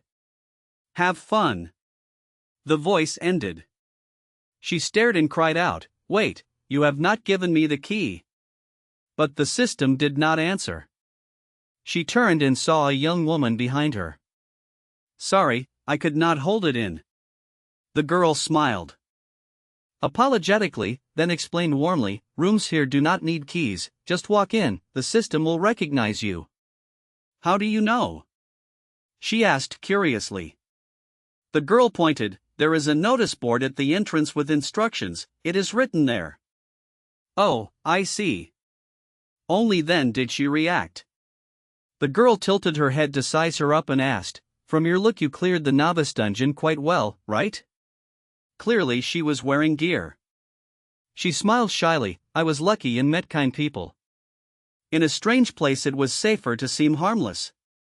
Understanding flashed in the girl's eyes and she cheerfully said, though it is called a city, do not be fooled by the name, the surroundings are like a modern town with shops, eateries, and a supermarket, just smaller. That is natural, not many people live here. Everything is paid with points. With 1 point you get 3 meals delivered to your room for a day. I tried it, the food is decent, 1 bowl of soup, 2 dishes, and 1 bowl of rice, enough to be full. If you do not like it, go to a diner, as long as you pay enough you can have delicacies of all lands, even the Manchu Han Imperial Feast. I saw a player order the whole feast with my own eyes. How do you know so much? She felt puzzled, since she had just arrived while the other seemed familiar with everything. The girl laughed, showing two sweet little fangs. Just call me Tiger Girl. In the novice dungeon I only did the main quests and cleared 2 stages, so I came here early.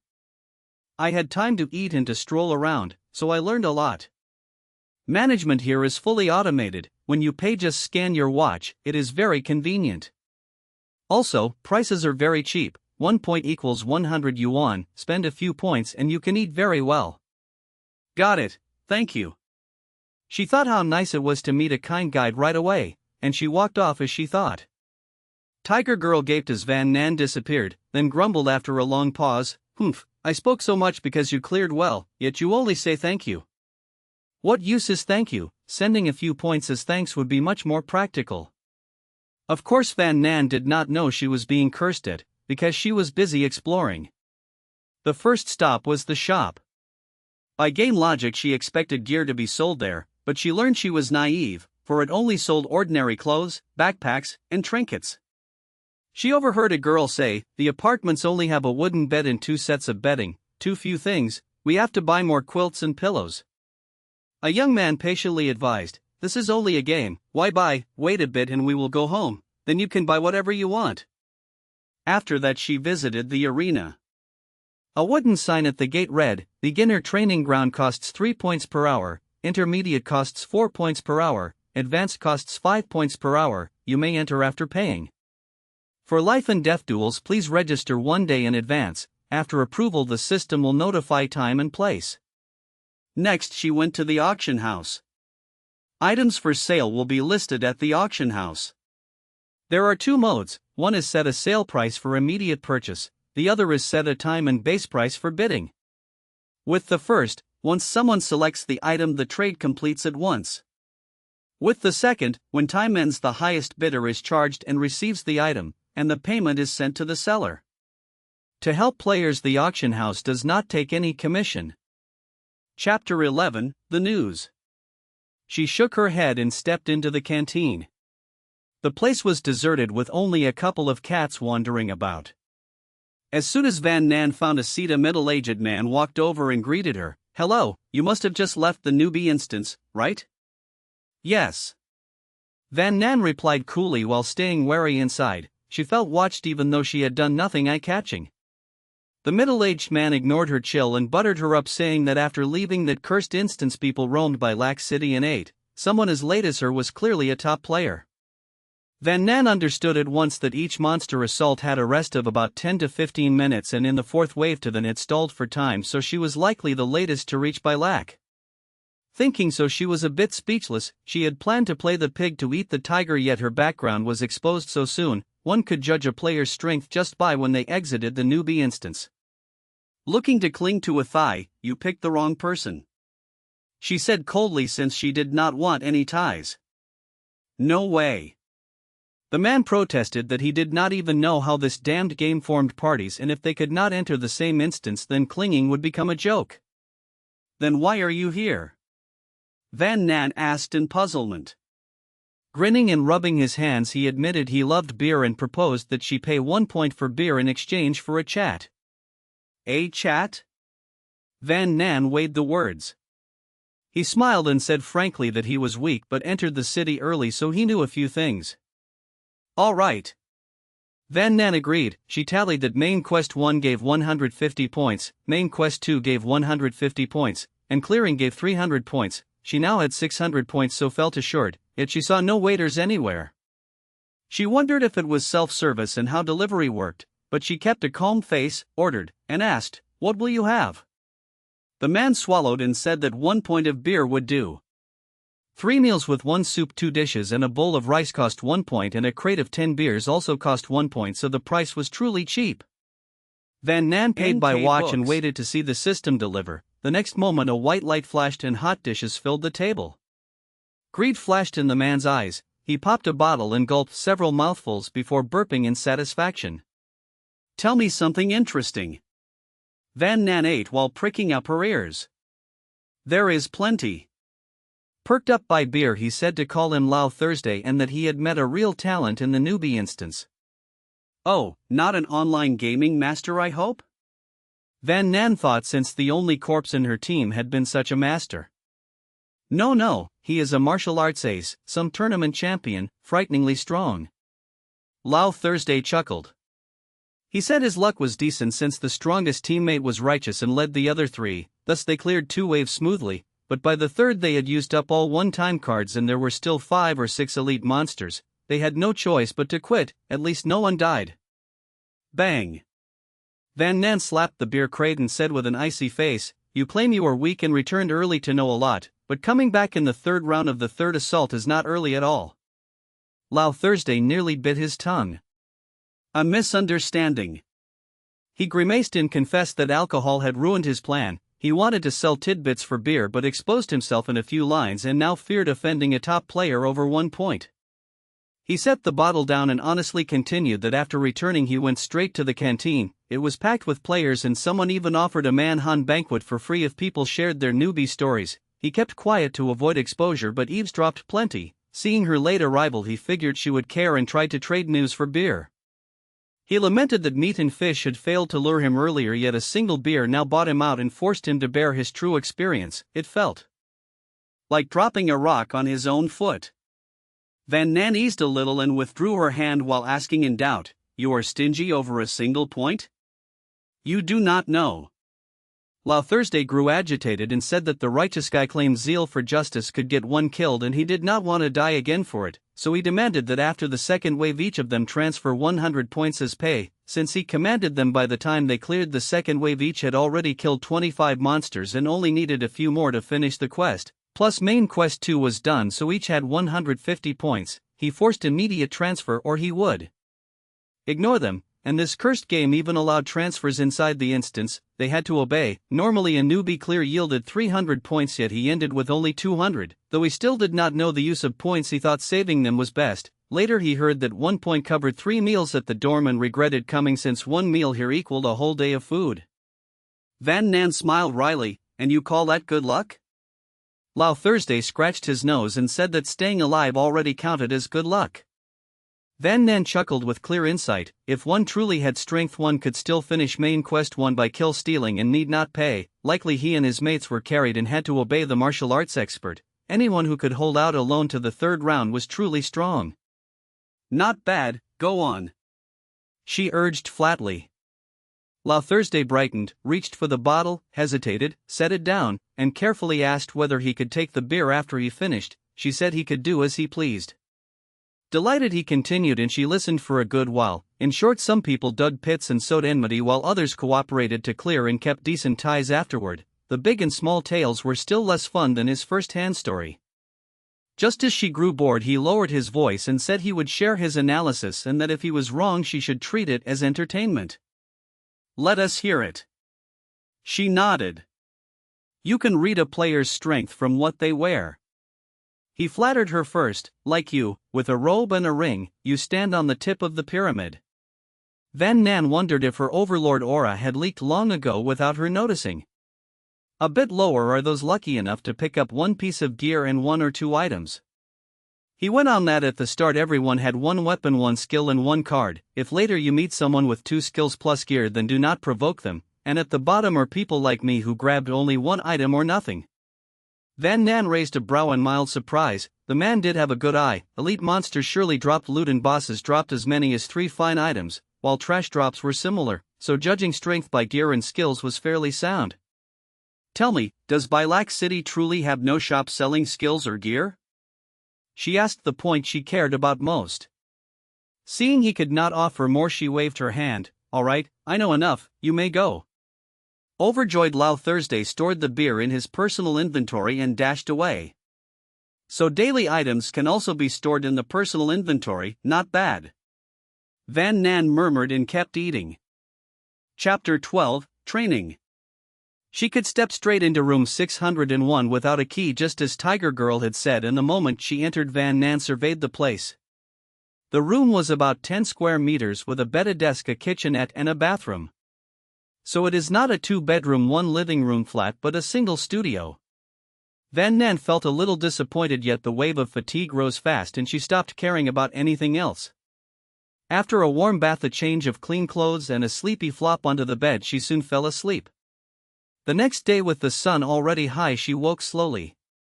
After washing up, she went to the diner from yesterday for breakfast. A white light flashed and a steaming meal appeared, and just as she picked up her chopsticks, someone sat beside her and casually picked a shrimp dumpling and popped it into his mouth. "What are you doing?" Van Nan was speechless. The man pulled a face and spoke as if it was only fair. "You stole the boss and I only ate one shrimp dumpling from you, so what is the problem?" That man was Tu Then. "What good loot did the boss drop?" Tu Then asked while eating another dumpling as if he were not an outsider at all. Hearing him, she shook the robe on her body and said, "Equipment." "What else?" he asked. "Nothing, only this one." Van Nan rolled her eyes and lied, because living with Tu Then she had picked up his habit of hiding trump cards. Tu Then eyed her with doubt. Elites have a 100% drop rate. Could the boss drop be only equal to an elite? Van Nan calmly added, "There is also a special reward for killing the boss issued by the system." "What is it?" His eyes lit up. "Choose one of 3 rewards." Knowing he would ask in detail, she spoke plainly: 5 free attribute points, 5 kinds of items, and a talent. The corner of his mouth twitched because that reward should have been his. "What did you pick?" "A talent." "Which talent?" Setting her chopsticks down, she said with annoyance, "You do not think I will tell you everything, do you? Are we close enough to have no secrets?" In the novice dungeon she had been kept in the dark more than once. Tu Then fell silent. "I showed you my talent," he stressed. "I did not force you to say anything," she replied coolly, hugging her teacup. Knowing she was hard to bargain with, he thought for a moment and proposed, "Show me the talent and transfer me 200 contribution points, and I will tell you a way to boost your power." "I will show you the talent, then you tell the method, and finally I transfer you 100 contribution points," she bargained ruthlessly. "Hey," he complained. "If you do not want it, then forget it," she said coldly. "After eating I will look around, and if you can find it, why would I not be able to? If not for the boss I would not bother with you." "For the sake of your fine reputation," he muttered. "Talent, Spring of Source, HP plus 200 and MP plus 200. Then she raised a brow, leaned in, and lowered her voice. "Your power-up method is related to the arena, is it not?" The moment he mentioned point transfers, she had a hunch. She chuckled. "After breakfast I will go to the training grounds to take a look. Give me your hand and I will transfer you 100 contribution points." That 100 felt like he was taking it for free. Tu Then was speechless. "You already know, yet you still transfer. Are you afraid that too many points will burn your hands?" With that he stood up and left at once, for masters all have their pride. She was stunned, not understanding why he suddenly left, and she brooded, "Did he come only to hint about the training grounds to me?" After eating she walked to the arena and spent 3 contribution points to enter the basic training field for 1 hour of practice. As soon as she stepped in, a translucent interface appeared and asked, "Which ability would the player like to train?" Below were many choices such as basic melee, basic defense, basic footwork, basic ranged, basic meditation, and others. She bowed her head in thought, because shooting magic bullets should count as ranged. She chose basic ranged, and the room changed at once as 20 humanoid targets rose around her and the interface prompted, "Please complete the lesson within the white frame. First lesson, hit the target at center field, current progress 0/20. She attacked as instructed, and except for 2 slightly off shots, the rest of the magic bullets struck the targets. The interface updated. First lesson complete. Second lesson, hit the red marked locations on the center target, current progress 0/20.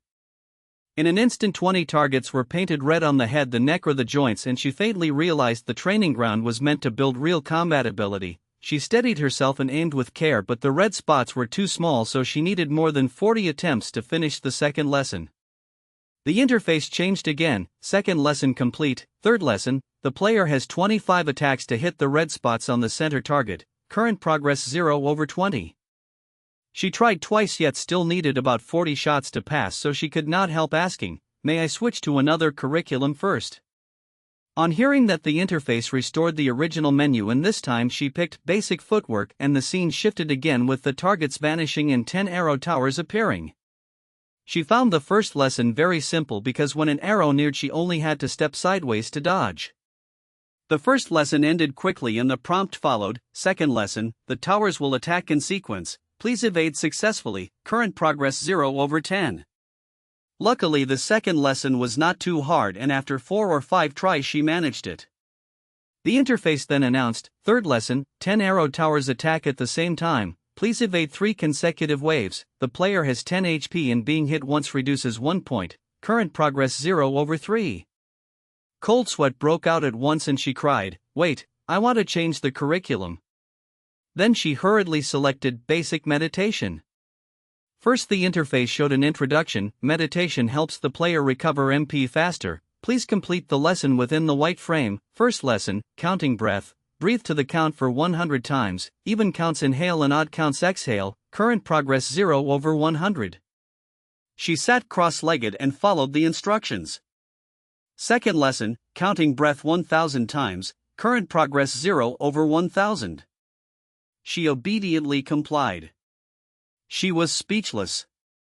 At last she understood why Two then wanted to trade with contribution points, because with the difficulty of the third lessons it was hard to pass without spending resources. Among the 3 curricula she tried, meditation was the simplest, yet she estimated even the simple one would take hours. The number of breaths was a small matter, but she suspected she would drift into dreams before finishing the third lesson. Even so, she had found a direction to work toward. For 12 days straight she left early and returned late, and each day spent from 8 to 10 hours, and before long she completed the third lesson of Basic Ranged in Basic Meditation. The system prompt sounded, "Congratulations on mastering Basic Ranged 1 and congratulations on mastering Basic Meditation 1. Basic footwork was too hard and she still failed the third lesson, yet long practice still helped and her evasion improved greatly, and during training she accidentally found that her agility gained 2 points and her constitution gained 1 point, which was a pleasant surprise. Her current stats were Strength 5, Agility 7, Constitution 6 +1 and Intelligence 18 +1 +3. Talent Spring of Source, HP +200, MP +200. Basic Ranged 1, the player has mastered long-range attack methods and long-range attacks gain +3 damage. Basic Meditation 1, the player has mastered the basic breathing method and recovers 20 HP per minute and 30 MP per minute. She keenly felt herself growing stronger. At first she held great power yet did not know how to use it, while now she could wield her abilities with much better control. One day before entering the dungeon she stopped training to rest herself. First she went to the supermarket to buy food and water and stored them in her personal inventory, and then she headed to the auction house. Though she had not browsed in a while, she had heard at meals that at this stage players did not want contribution points, so they set up stalls outside the auction house to barter, and this trip she made was exactly to see whether anyone was selling blue potions. Chapter 13, Second Instance 1. How much is it? After a short walk she saw someone selling mana potions, so she stopped to ask. Exchange only, not for sale. The shopkeeper had the line down pat. He stressed, "I want to trade for gear, 1 bottle of mana potion for 1 piece of equipment." Wish you great fortune. Faced with a sky-high rate like that, Van Nan turned away without a second glance. After a loop she realized the stall owners were not only afraid of losing but also eager to price tiny trinkets like divine artifacts. A shout rose from not far away, 5 bottles of health potion, is it that precious? Why not just rob me? The seller looked around 25 years old, sitting cross-legged on the ground. He said mildly, "Look carefully, the price for this gear is not high. If you cannot buy, then stop blocking the way and move aside." He seemed impatient, yet he finally held it in. A staff? Van Nan walked over with curiosity. The goods were set to display mode so she could read the description.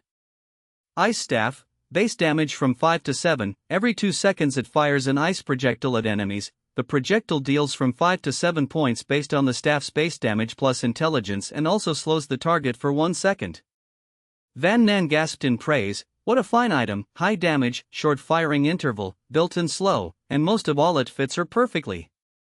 Firm price. The shopkeeper said coldly, clearly weary of haggling. She guessed inwardly, main tank perhaps. If he were not a main tank who must stand in front and guzzle health potions, he could wait a few more runs to sell, because players would know the price then, but not now. She opened her inventory, and even a local tycoon like her did not have 5 bottles of health potion on hand. That is right, main tank, I only want health potions. If you do not have any, then please do not bother me. Ever since learning that people could infer backgrounds from gear, Van Nan had taken off her robe and ring to stroll about plainly, so when he saw a buyer with no visible equipment he lost interest at once. To his surprise, she laid out black bread, sticky rice cakes, steamed buns, and a protective jade pendant in turn.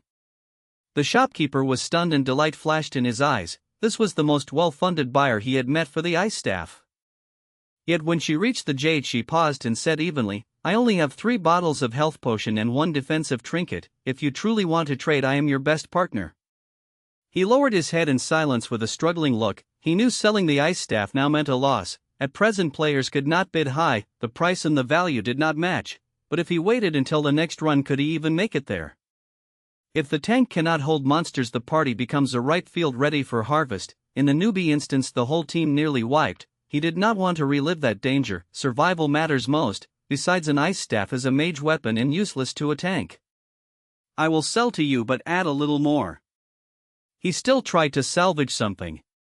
Do not push it. Van Nan sighed. To buy this staff I have emptied nearly all my assets. There is nothing more to add. Without luck I could not have gathered that many health potions. He knew she spoke truth. Small mobs have a very low drop rate and items are varied. Someone producing 3 kinds of health potions at once already surprised him. Aside from chalking it up to luck, there was no other way. Still, he pressed on to raise the price. Just add a little something. 4 kinds of items already sound unlucky. 5 kinds sound just right. Keep your treasures safe and wait for fate with someone else. Van Nan pretended to put the potions away. Wait, we can talk. He sprang up to block her. This was the most reliable buyer in days, and letting her go would haunt him. After another round of bickering, Van Nan added 50 contribution points and finally got the ice staff. Who was it that called the staff trash and said it would never sell? He turned to look for the middle-aged man from before, only to find the man had fled. On the other side, Van Nan stowed the new staff in her bag and headed off content. She had long been ready and sat on the bed edge in the quiet apartment to wait. About 3 minutes later, shimmering white light rose and all players in Bilac City vanished together. When she came to her senses, 4 teammates stood beside her and one face looked oddly familiar. Unexpectedly, Tithan felt strong sympathy for her. He pressed his lips and thought that the troublemaking girl had shown up again. The black watch warmed slightly, and when Van Nan looked down she saw the screen display lines, main quest, clear the elite wave and do not let any monster pass the teleportation array.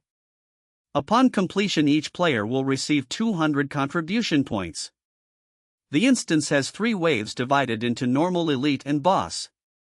Friendly fire is enabled but cannot kill. When attacked by teammates, a player's HP bottoms out at 1. Due to severe injuries, a critically wounded player will be forced into captivity and cannot act for 5 minutes. Wish all players a good time. After reading, 2 thoughts popped up in her mind. First, she had spent too many points on training, so she only had 100 left and could not use the exemption. Second, what would happen if a motionless, grievously wounded player were thrown before the monsters? Before she could think it through, one of the trio stepped up with a smile to introduce himself. Hello you two, call me the Blind One, I do single target. This is Tiger Girl who handles area attacks, and this is Bear Bro who tanks. The name Tiger Girl sounded familiar to Van Nan, as if she had heard it before. After a moment she realized it was the woman she met at the apartment entrance when she first came to Bilac City, yet what mattered more was something else. Do the 3 of you know each other? Looking closely, Tiger Girl and Bear Bro stood still and let the Blind One speak, which clearly marked his status in the group.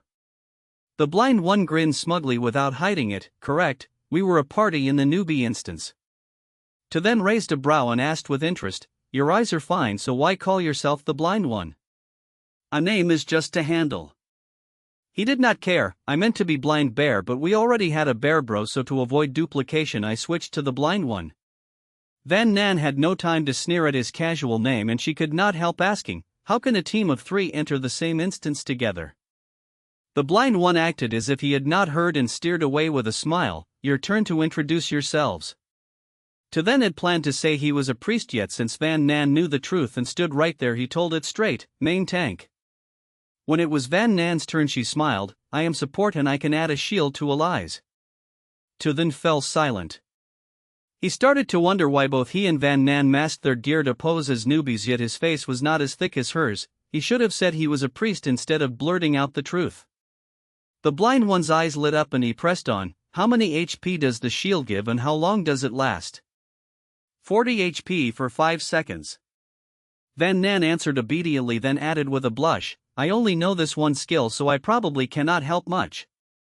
It is fine, your skill is very useful. The blind one consoled her.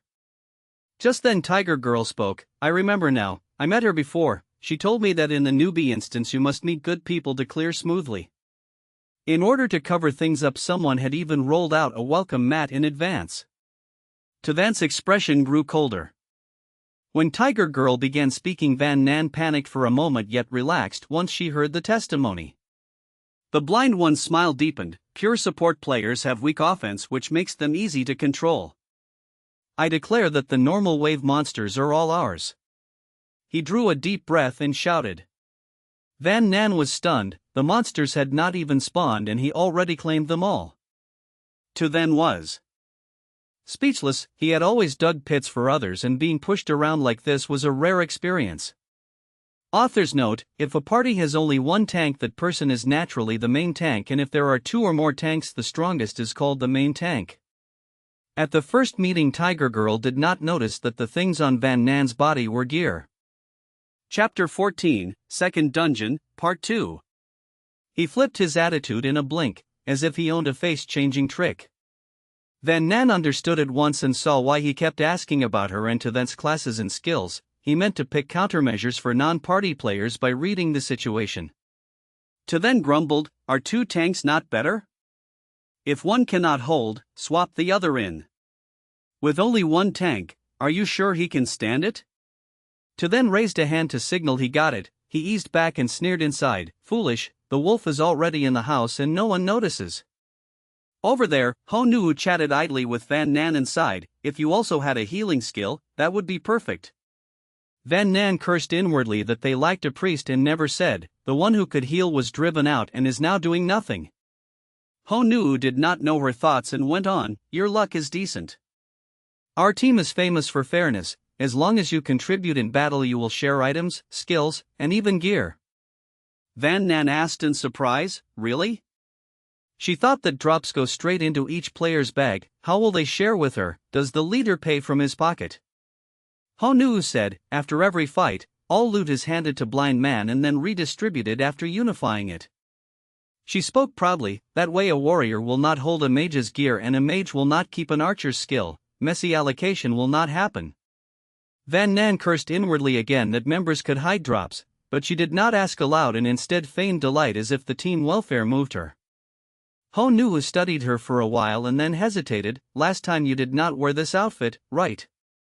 She answered, the old clothes were dirty, I bought new ones in Lilac City. Fearing more questions would expose her tale, she feigned out and steered away. Does your team often bag all the mobs?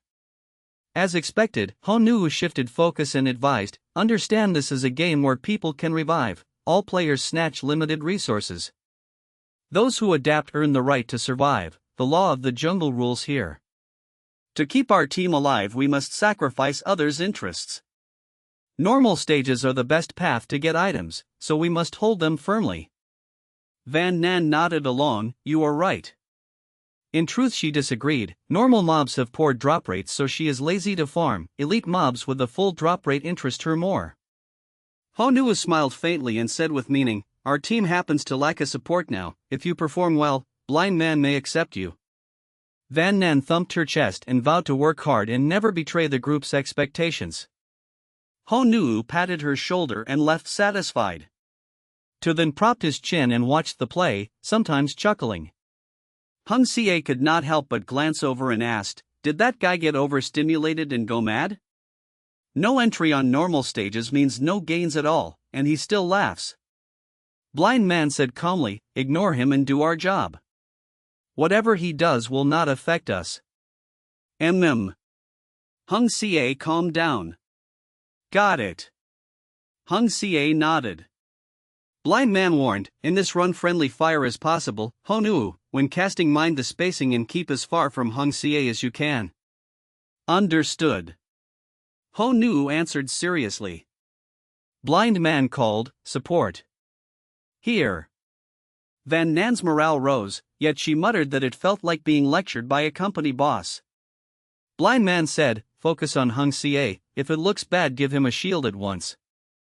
No problem. She replied.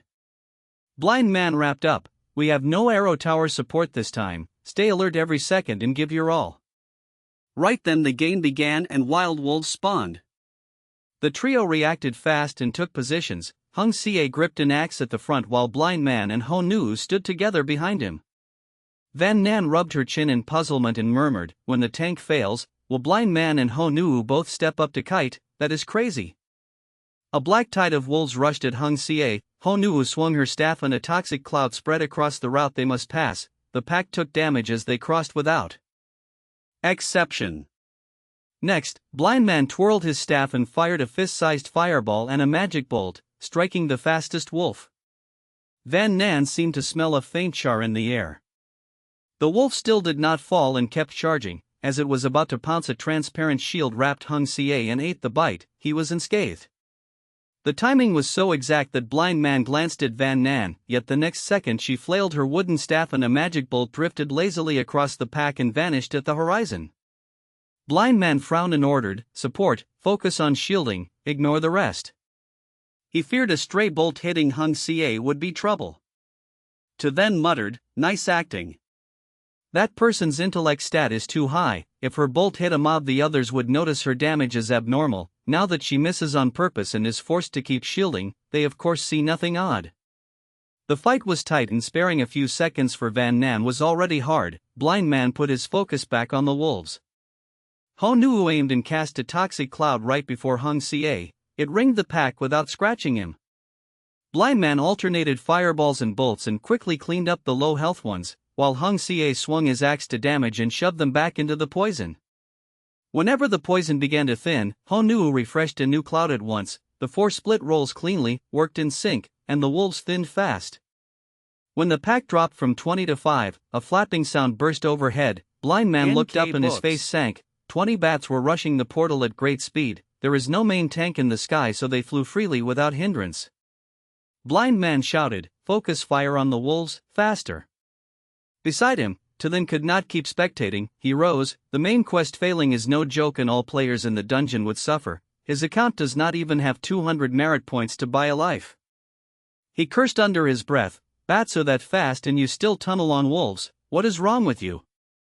He started forward to pull aggro so the mages could nuke bats. At the same time Van Nan also paled. She was about to go all in when Honu said breezily, relax, it is under control, Blind Man has a solution. Van Nan's voice turned cold, what solution? If no one handled the bats, she would.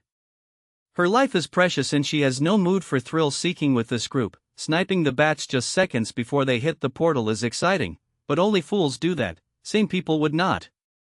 Honu hurriedly cast poison and fired bolts, missing the chill in her tone. She smiled and was about to answer when a black vortex opened in the sky before the bats. They filed into it and the next instant appeared back at the start and flew toward the portal again. Van Nan was secretly shocked. Only then did Honu grin and explain, that is Blind Man's talent, repositioning. After we wipe the wolves we can focus on the bats. Well, first time seeing such a talent, right? Van Nan drifted into thought and did not answer. She wondered if that talent was a bug. If a gate spawned every time mobs neared the end and dragged them back, they would never reach the portal. It turned out the talent was limited by energy, and Van Nan snapped awake. She added another shield to Hung Xie and began sniping bats with bolts. This time she did not act. Soon she felt glad she got serious. Blind Man and Honu looked competent against wolves, but against fast-flying bats they looked shabby. Clearly they had no formal training on the drill field and their hit rate was only about 30 to 40%. Van Nan sighed inside. In the end she could only rely on herself. It seemed she would not enjoy the luck of clearing while lying flat. Chapter 15, Second Dungeon, Part 3. Without robe or ring, Van Nan already held 18 intellect, and with basic ranged 1 plus 3 damage and a wooden staff dealing 2 to 3, her magic bolts reached about 23 to 24 damage. The bats were fast and airborne, so they were annoying to handle, yet their HP was thin at around 40 points. After Hunu's poison smoke eroded them, they weakened, and once Van Nan hit vitals, each bat died at once. From then on, the instance became her stage as lightning arts and magic bolts took turns, and nearly every strike felled a monster. An alarm bell rang in Blind Man's heart as he cursed and realized the support was a tiger hiding in pig skin. Van Nan killed the last bat with lightning and smiled, "I declare the elite wave is ours." At that moment, Then arrived in full gear beside Hung Xie with a bright white smile that felt icy. The dungeon fell silent in an instant and no one spoke. The system kept doing its job and droned a combat update. Normal wave cleared. Congratulations on tower defense success. Each player gains 1 free attribute point. Please keep it up. In 15 minutes the elite wave will arrive. Blind Man burst out laughing until his eyes watered and barked, "You two want to claim the elite wave, just the two of you? This is the funniest thing I have heard." Van Nan lifted her chin and said, "Then stand aside and laugh and do not get in the way." She sniffed with disgust and muttered, "I thought extra people would let me slack in the normal wave, but in the end I still had to do it myself." Blind Man sneered, "You and what?" Then skipped words and threw a punch. The newly learned heavy fist dealt damage and stiffened the target for 1 second, then he grabbed the chest cross and cast Holy Realm on himself before swarming in with fists and kicks and forced Blind Man into imprisonment. Van Nan tilted her head and saw a white barrier ring sealing the captive so those inside and outside could not touch, and the prisoner's HP recovered very fast and would likely fill in about 5 minutes. She pondered the trick. Starters average 5 to 6 in attributes, and a rookie can clear about 2 stages and gain 3 free points. A mage would pour all into intellect, not physique, so Blind Man's HP tops out near 80. By contrast, Then wore 2 wrist bracers and a pair of gloves like heavy armament, and he might have added a new trump card. So with 2 rough tosses he beat Blind Man down to a single breath. He looked down coldly and said, "I did not bother earlier because the normal wave bored me. Who knew you lot are so useless you nearly fainted at it." He smirked and added, "Rest quietly here and reflect on your words and deeds, and do not think a single talent makes you great." His meaning was that Blind Man saw himself as born gifted and held an edge before things began. Then said flatly, "Talents, so what, I have it too." Thinking how that guy bullied others by talent while he himself kept being pressed by Van Nan, his mood soured at once.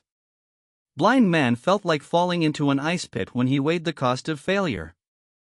Hunu mustered courage and asked, "With only 2 people, how will you clear the elite wave?" Then waved and answered, "No need to worry, please step aside." Hunu fell silent because the line was a deliberate payback from earlier. After venting, Then turned to plan with Van Nan, but saw her now in a white robe with a ring and a glittering staff, a world apart from the rags set before. He muttered, "So you unequipped and hid gear in the personal stash?" Van Nan said calmly, "The world is hard and hearts are perilous, so staying low-key is safer." Hunu's eyes brimmed with tears because that lament should belong to them, but the situation was ruled by those two, so she could only wait. Van Nan asked bluntly, "How do we split the mobs? If not, I take the sky while you take the ground." Then asked, "Can you handle it alone?" She said, "If not, then we ask for outside support." She glanced at Hunu and Hung Xie as she spoke.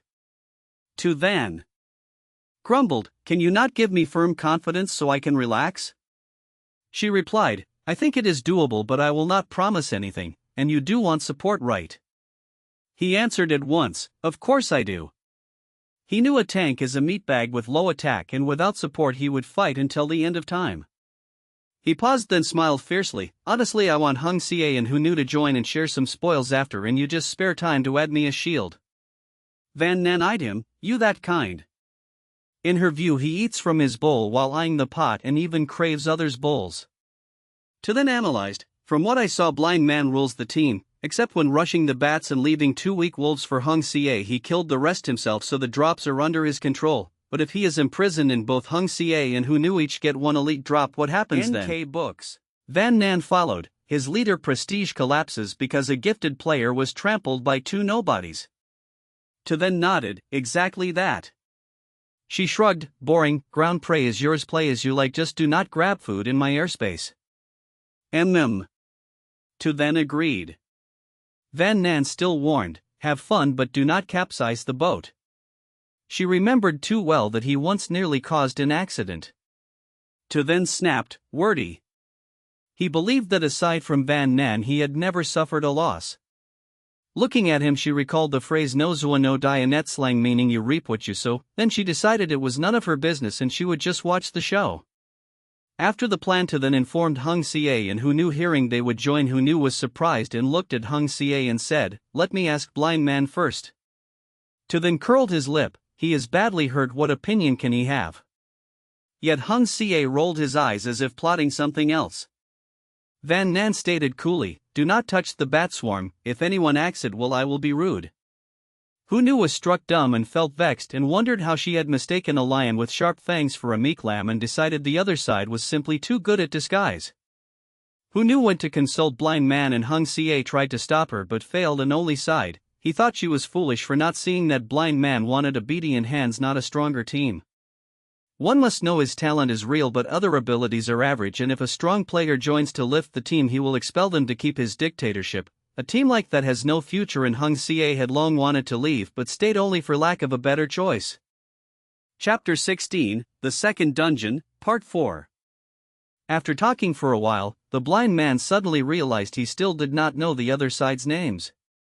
At first he relied on numbers, looked down on the pair, and thought he could treat them however he liked. Thinking back, they probably viewed him the same way and could not be bothered to introduce themselves. The irony was clear, whatever he did to them, they returned in kind. Once he had been kicked into a useless corner, and the moment fighting began he was kicked back into that corner. Once he had been shunned, and as soon as they gained the upper hand they made him taste shunning again. Faced with someone like that, Tiger Girl truly did not want to make an enemy. She sighed and suggested, we accept this run for now, after clearing the elites we will decide the rest. She had imagined many ways to monopolize the stage, yet the bats mostly died to the support, so the plan had already failed. The gap in power was too wide, and wits alone could not bridge it. If it were only a contest of wits, who would win was still uncertain.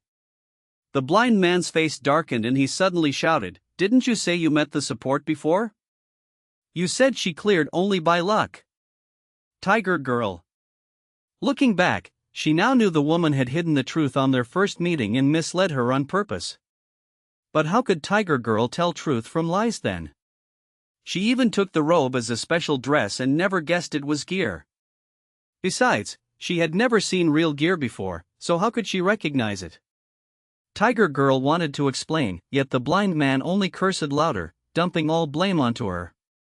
He insisted that without her words he would not have been fooled by the support's act and would have kept his guard up. He believed the support was harmless because he trusted Tiger Girl. Tiger Girl. In her heart she swore, as if having caution meant he could win. Ignoring his provocation, Tiger Girl walked to To then and said bluntly, we can help, but whoever lands the killing blow on an elite keeps the loot. To then curled his lips and nodded, no problem. From the start his stats were above average, and the rookie dungeon had given him a total of 10 free attribute points. With skills and gear, he felt strong enough. If he still could not snipe elites from Hung Sia and Tiger Girl, he might as well give up on revival and go smash his head into tofu. Van Nan pondered for a long time, then answered perfunctorily, call me support. She still refused to share her real name. Who knew if high-tier items would later let someone control another player's life by their true name? To then lifted a brow and teased, you may call me priest. How did talks with the blind man go? Hung Sia asked first. Exactly his usual style.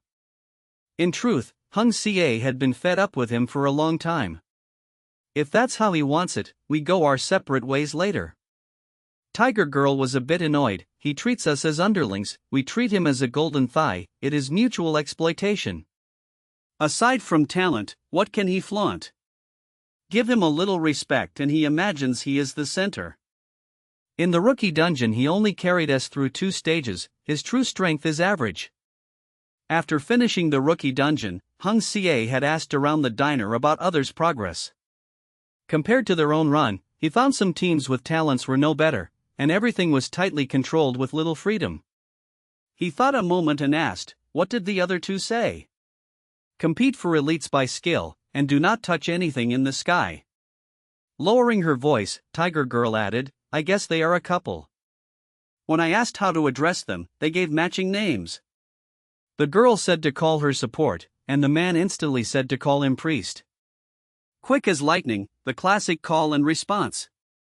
Damn. Hung Sie swore under his breath. Most players fought to survive, yet some still showed off their love. Let's partner up. Tiger Girl proposed suddenly, whatever the elites drop, we split evenly at the end. After a brief think, Hung Sie agreed, deal. The enemy was too strong, only teaming up gave a path to live. 15 minutes of rest flashed by. Soon, 10 elite wolves appeared. Clearly trained, two then slammed a fist with a boom, sending a wild wolf flying. At that moment another wolf lunged for his neck, and he tilted aside as if he had foreseen it, moving sharply, a different person from the one who used to stand and take hits. Tiger Girl timed it and threw poison smoke, while Hung Sie stood by too then to knock away a sudden charger. Right then, Van Nan raised her ice staff. To everyone's surprise she did not shield too then but chained 3 bolts, blasting the blind man into heavy injury. Van Nan smiled brightly and advised, you should stand still and heal honestly. Jealousy flashed in the blind man's eyes, his face went green, and his teeth ground. Tiger Girl nudged Hung Sie and whispered, he says he lost because he was not on guard. Yet when he prepared carefully to ambush, he was cut down in a blink. Hung Sie answered. They looked at each other and shivered together. Several times he watched an elite fall and turn into white light while the so-called priest was still busy with another foe. It was not him, nor the priest, so the elite must have died to Tiger Girl's poison. While he was pondering, another elite dropped. Hung Sie rejoiced, the heavy lifting was done by others while he sat back to profit, wonderful. He counted the loot in his head, certain the split would be huge. Embarrassed? Not at all. Blamed the priest for being foolish and not asking his partner for help. As he tallied, Tiger Girl's face suddenly went pale. Something was off. Anything that touched her poison bled at once and then suffered poison damage for another 10 seconds. The priest did not touch, neither did Hung Sie, so by logic the kill should be hers. Yet after all this time, with only 3 elites left of the original 10, she had not secured a single drop. Not one. Could it be that in this second dungeon elite drops were not 100%? Dazed, she began to doubt life. Tu then noticed everything and a smug glint flashed. 2 fools, he had stolen every elite and they still did not know how. Using Holy Realm to snipe elites was humble yet highly efficient. Meanwhile the familiar flap-flap sounded above, and Van Nan knew it was her turn. Elite bats were 1 size larger than normal, luckily their speed stayed the same. She deliberately avoided lightning lock and used ice shots instead to train her aim. After a short exchange she measured their health, the elites had around 80. 2 to 3 ice shots could kill one. Everything went smoothly. At the same time, under Tu Van's lead, the wolves were wiped out. Hung Sie and Tiger Girl waited patiently and did not try to steal from Van Nan. Then the twist came. A black vortex opened in the sky and swallowed the 7 remaining elite bats. The next second they reappeared at the 2/3 mark, very close to the teleport array. The blind man.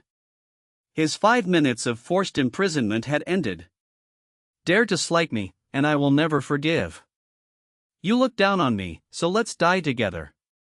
Ha ha ha ha. His mad laughter echoed through the instance. Help, now. Tiger Girl was frantic, hurling poison smoke to block the path where the bats had to pass. She did not have 200 merit points to lose. If the main task failed, everyone would be doomed. Hung Sie roared in panic, too late. We lack ranged damage. The blind man cackled, my talent can only move them 2/3 of the way, not straight to the end, what a pity. But no matter, you are dead anyway. Ha ha ha ha ha. Then, 21 thunderbolts crashed down from above and erased the elite flock in an instant. Cannot send them straight to the finish, what a pity. Van Nan said calmly, in Infinite Tower Defense there is no cooldown on skills, and that is wonderful. The blind man's laughter stopped as if a hand clutched his throat. Tiger Girl cried, look at the support's mana bar. In her mind, spamming skills like that should empty the support's mana, yet when she looked, 2/3 still remained. Hung Xie gave a bitter smile, do not judge a beast by human standards. Chapter 17, Second Instance, Stage 5. This guy is such a nuisance. Tu then grumbled to Van Nan. Van Nan tugged at the corner of her lips and said slowly, right when we entered the instance I had a hypothesis, now it needs verification. By now the blind man had steadied himself, and he sneered, get lost, I already cleared the main quest, who has time to stay, system, teleport. Yet the usual white light did not appear. The blind man panicked as the mechanical voice announced, player injuries are too severe, teleportation is currently unavailable. So while imprisoned you cannot teleport. After waiting and not seeing him vanish, Van Nan smiled meaningfully. If you cannot leave now, you might never leave. Tu then replied with deep implication. A bad hunch surged in the blind man's heart. In the distance Honuu trembled, she looked at the priest and the support like walking weapons. Just then the system chimed, Elite Wave complete, congratulations on tower defense success, each player gains 2 free attribute points, keep it up, the boss wave arrives in 15 minutes. Honuu exhaled and urged, shall we go? Hung Xie licked his dry lips, greed flashing in his eyes, if you wanna go then go, I am not leaving. Honuu froze and growled, are you crazy, who knows what those two intend? 3 free attribute points made Honuu waver. What is there to fear, we finished the main quest, if things look bad we can exit the instance. Hung Xie still hated to give up, 3 free attribute points, usually a cleared main quest only gives about that much. If you think so then fine. He then switched topics, eyes lighting up, how many elite mobs did you kill, what did you get? Honuu said, nothing at all. Do not joke with me. Hung Xie did not believe it. Honuu drew a deep breath and said with effort, it is true, I am not lying. Hung Xie's face darkened, planning to hog the loot, I saw clearly that melee never touched low health mobs, who else but you got the kills? Maybe elite drop rates in this instance are not 100%. Honuu offered her guess. Truly nothing, not even a single hair. Honuu felt more wrong than a martyr. Hung Xie ignored her and justified himself, I did not steal mobs because my damage is low, but I silently helped you control the priest, if you get the meat at least leave me some soup, swallow all the good stuff and you might choke. Honuu's face sank and she enunciated, I will repeat, I got nothing. I even wondered if I entered a haunted instance, if you do not believe me I have no way to prove it. Hearing that insistence Hung Xie wavered, really nothing. I want to cry. Honuu was desperate. Hung Xie shifted again, one more thing felt odd, if all drops were taken by you why was the priest not confused but perfectly calm, at first I thought he was acting, now I think I misunderstood. What do you mean? Honuu was stunned. A melee main tank still securing last hits without direct attacks was bizarre. After a long silence Honuu suggested, shall we ask them? On the other side Van Nan and Tu then still doubted each other. Do elites really drop no single-use card? Van Nan felt someone might have swallowed a card to keep as a trump. I have said it many times, there is no such thing. After a beat Tu then looked at her suspiciously, are you accusing me to hide that you have the card? I do not have a card. Van Nan shook her head. Van Nan grew vexed, teaming with Tu then was awkward, she could not tell when he lied or told the truth so trust was impossible. Could Honuu have taken it? Outwardly she seemed to accept his excuse but who knew her true thoughts? Impossible, I killed 10 elite mobs, she did not snipe a single one. Tu then answered without thinking. Just then Honuu and Hung Xie approached. After hearing the priest's account they could only feel helpless, sure enough this was his handiwork. Perfect timing, you two. Even when caught stealing mobs, To then stayed unfazed. Instead, he tossed each of them an identical item, payment for support. Though the team betrayal drama failed to play out, his mood was good because his confidence had returned, so he was generous. A thought flashed in Honuu's mind that securing mobs by skill should not cause guilt, yet she still felt guilty. By reflex, she caught the thrown item and saw it was a blue potion, while Hung Xie received a red potion. This. Honuu was about to speak when the support raised her ice staff. What did that mean? Speak too much and get smacked. Honuu's legs went weak. Lightning did not strike her though, but blasted the blind man. A system teleport usually needed a short prep window, yet with him crippled by a heavy blow it finished in a brief instant. Van Nan exhaled and lowered the staff. That 5-minute status just ended. What were you saying? Go on. Honuu gaped, her mind thick like paste. She forgot what she meant to say. May we stay? Hung Xie asked the key question at once. We will not take drops or steal mobs, we will help with the boss. We only hope to leech attribute points on a clear. You trust us to clear that much? Van Nan asked curiously, since even they were unsure. If it is you two, then definitely yes. Hung Xie answered without hesitation.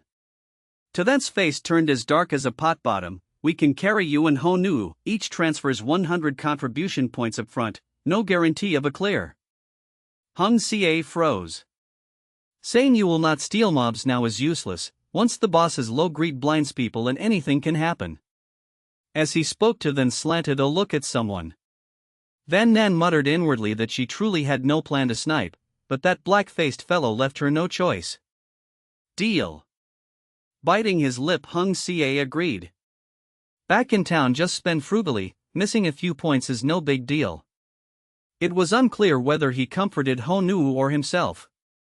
To avoid second thoughts, Hung Xie immediately sent 100 contribution points to then. Honuu had no choice and sent 100 to Van Nan. Once sent, the sting faded. She had thought it through. Paying 100 points to gain 3 free attributes was a great bargain. After the pact, the air turned friendlier. Van Nan asked again what puzzled her. How did you enter the instance together? This time Honuu was frank. We got a special scroll in the novice instance that lets players form a party. While the system was assigning people before the second gate, we used party mode to enter. No wonder, Van Nan understood. Then she asked, your party had a gifted player, yet the novice instance only reached 2 waves. That was what she heard on first meeting, and likely not a lie. Do not mention it. Bad luck showed on Honuu's face. We had no proper tank in the novice instance. The blind man had 2 melee block mobs. Hung Xie called himself a tank but had no defensive skills. His thick health only came from adding health. The blind man's gift was decent, so we tried to ride his coattails and pampered him. We used a single-use card to pass the second wave. For the third, Hung Xie refused to step up, so we teleported out. Hung Xie laughed coldly. Good thing I refused, or we would be dead. That melee trusted the blind man, but the gift had run dry and he kept it secret. The man died without knowing why. That is why I never think of joining parties. Van Nan sighed. No skills yet, so much talk. Everyone digs pits for each other. Solo queuing meant you could troll or slack at will. Kills meant loot was yours, no quarrels. What a delight. To then was surprised. With a teammate who scams the party, you still stayed with him. In the end, we understood each other. Honuu said with some embarrassment. Van Nan pouted inwardly and thought someone had even less self-awareness. He tricked teammates better than the blind man. Honuu asked carefully, you two are very strong, high attributes and good combat technique. Are you not players from the same starting period as us? She had long found it odd. The bats were fast, yet the support's hit rate was very high, 8 or 9 hits out of 10, and the priest not only dodged well but fought with practiced form, whereas their low attributes left them standing like dummies, obviously new. Chapter 18, Killing with a Borrowed Blade. In a race, people start on the same line, yet they split into leaders, the middle, and the rear. Tu then replied casually as if it were obvious. Honuu, ah. Hung Xie, ah. Talent makes things easier, but lacking talent does not mean waiting to die. Van Nan said calmly, they rely on talent, I rely on wit and skill, that still balances out. Our methods may not suit you too, so find your own way to survive later. I trained myself for 15 days and did not slack. Because Honu had helped answer and explained earlier, Van Nan spoke frankly, and whether Honu deduced a training ground from the word training was her business. You spoke of training, I barely recognize you. Tu then clicked his tongue in wonder. We have not seen a party scroll, who knows if Honu told the truth. Tu then kept his guard up. It is true. Van Nan lowered her voice. When I killed an elite monster I got a party scroll, likely the special one she mentioned. I checked, one scroll supports 4 people. Tu then paused and slowly looked at her, so this had been planned early. Van Nan looked innocent but spoke firmly, do not stare, I will not party with you, I want to trade the scroll for gear. You think I want to team with you? Tu then fumed, since meeting her nothing good had happened. After a short rest, Van Nan put 2 new points into intelligence, and a mechanical voice chimed, congrats, intelligence has reached 20 points, choose 1 reward within 3 minutes. Mana Force, base damage plus 10. Crystal of Water, MP plus 100. Fortress, attack range plus 5. The 3 options raised damage, increased MP, and widened range, all practical. After thinking, she chose Mana Force. The system added, congrats, base damage plus 10, after intelligence reaches 20, every 2 free points add 1 intelligence, keep going. A price hike, she muttered, then steadied herself, some teams lack a main tank, forcing melee to hold aggro. I cannot always meet a strong main tank like Tu then, add some HP so I can step up in emergencies. The blind man was imprisoned because HP was too low, with around 200 to 300 HP he would have teleported out. I could not cripple him in a few seconds. In the novice dungeon friendly fire was off, in the second dungeon teammates can hurt each other, will the next allow real PK? Balancing stats, she decided to raise Constitution to 21st. She spent the last free point on Constitution, making Strength 5, Agility 7, Constitution 7 +1 +1, Intelligence 20 +1 +3. The numbers looked fine. Others still pondered points or rested, only the blind man grew secretly anxious. Rest ended, a huge silver wolf appeared, fur gleaming and body massive, clearly kin to the novice boss. At that moment the blind man's shield vanished, and Van Nan, as planned, cast lightning on him, and having been hit a few times he learned and used his gift, opening a black hole to shift the bolt away, then roared, System, I want to leave the dungeon. The system replied, you are imprisoned and cannot teleport. Next Tu then hurled him like a sandbag, and the blind man wailed, his gift had many limits, it failed on objects within 1 meter, so melee was terrible for him, yet at worst he would be severely wounded for 5 minutes, nothing more. Just then the lightning returned and struck his head, turning his bar red in a blink. Lightning deals 50 now, 2 hits put targets into severe wound, that is not ideal. Van Nan muttered. The blind man begged the system to leave, and it said, in 3 seconds you will teleport, please prepare. I have prepared long enough, hurry up, he roared, then sensed danger and looked back, the silver wolf gaped like a bloody basin, waiting for him. Ah! His scream echoed across the dungeon, and the system said, player has died, teleport failed. His last thought was, you devil. A beat later the system told the rest, player 1697. Has died, record eliminated. Dead silence fell. Honu swallowed hard, never expecting someone to borrow a monster's hand to kill a teammate, her hair stood up and her instincts screamed danger. Van Nan rubbed her chin and mused, so killing with a borrowed blade works. Hey! Tu then raised his voice, time to fight the boss. He rushed to block the wolf, and the team finally moved. Tu then dodged a claw, then a wobbling magic bullet hit his back. Tu then, TCH.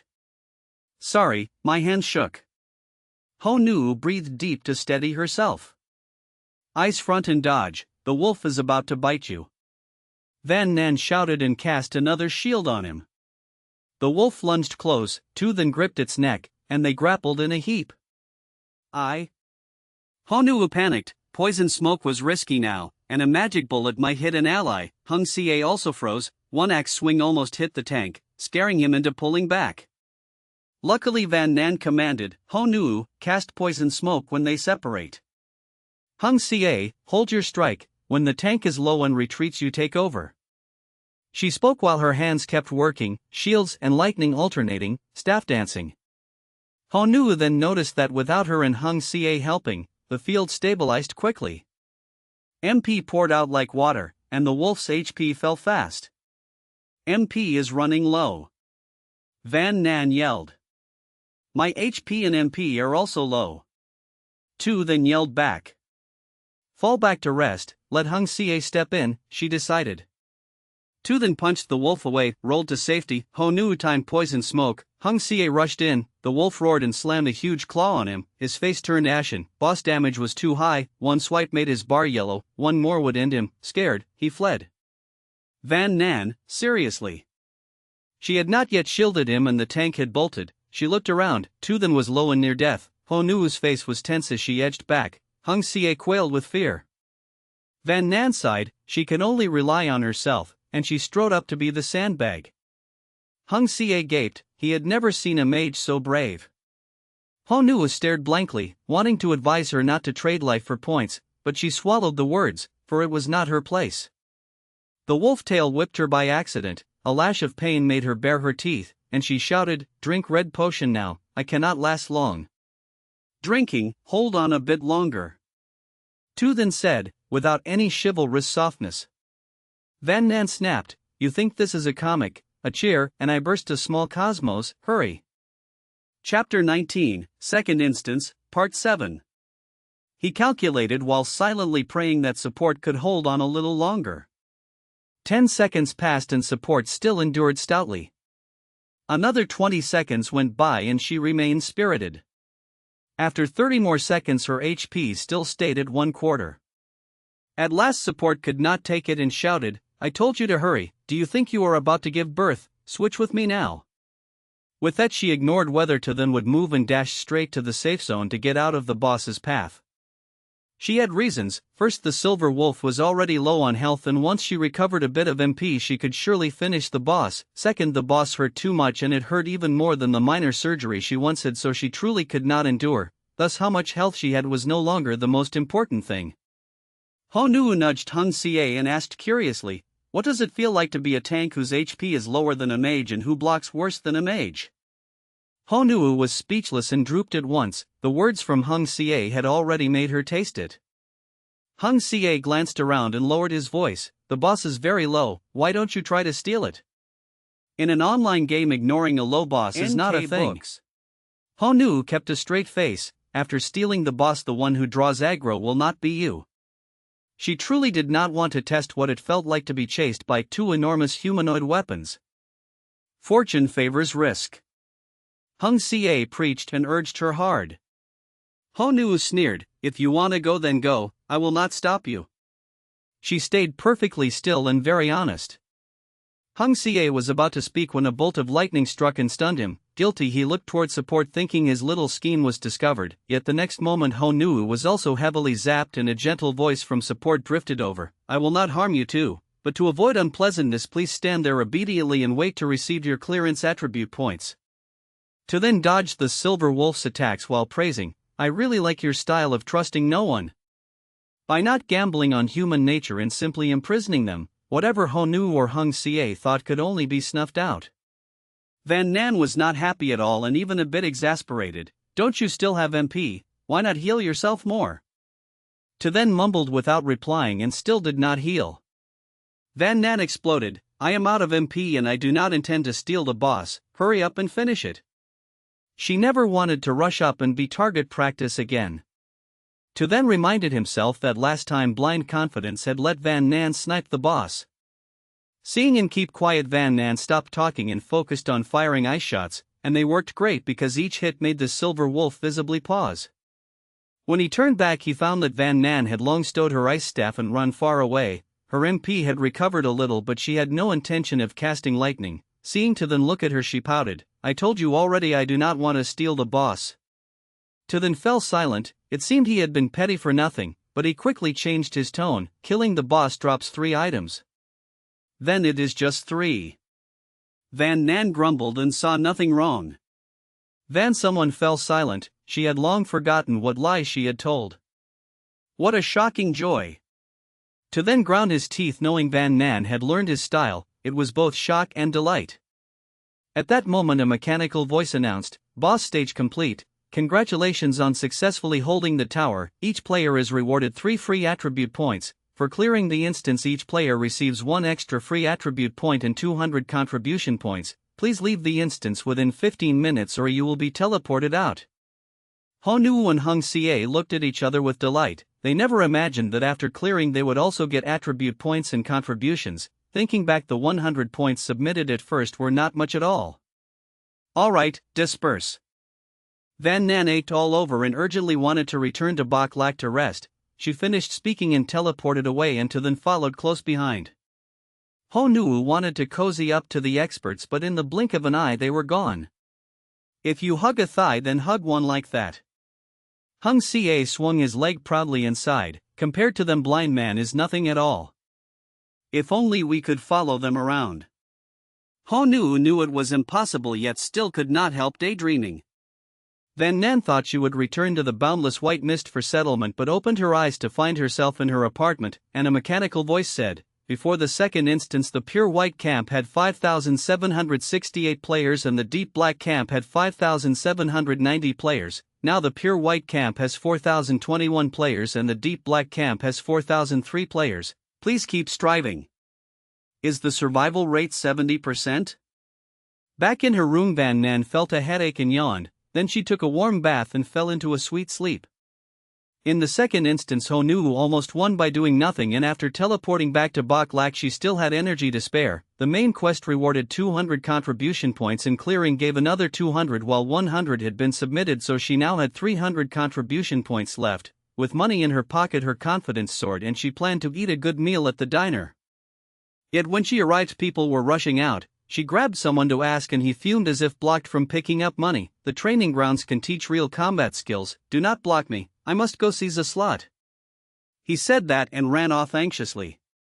Honu suddenly recalled what Support had said, "In the 15 days before this I kept training myself without delay." Self-training meant the training grounds, of course. Thinking so she skipped the meal and hurried after the crowd toward the grounds. But she was late. The beginner grounds were full and the intermediate grounds were half full. Crowds formed rings around the site yet still could not get in. At first Honu did not know why, but after hearing the chatter she understood. Good grief, the training grounds have a limit and there are only 200 rooms in total. Beginner has 200 rooms, intermediate 200 and advanced 200. Does that not mean only 600 rooms altogether?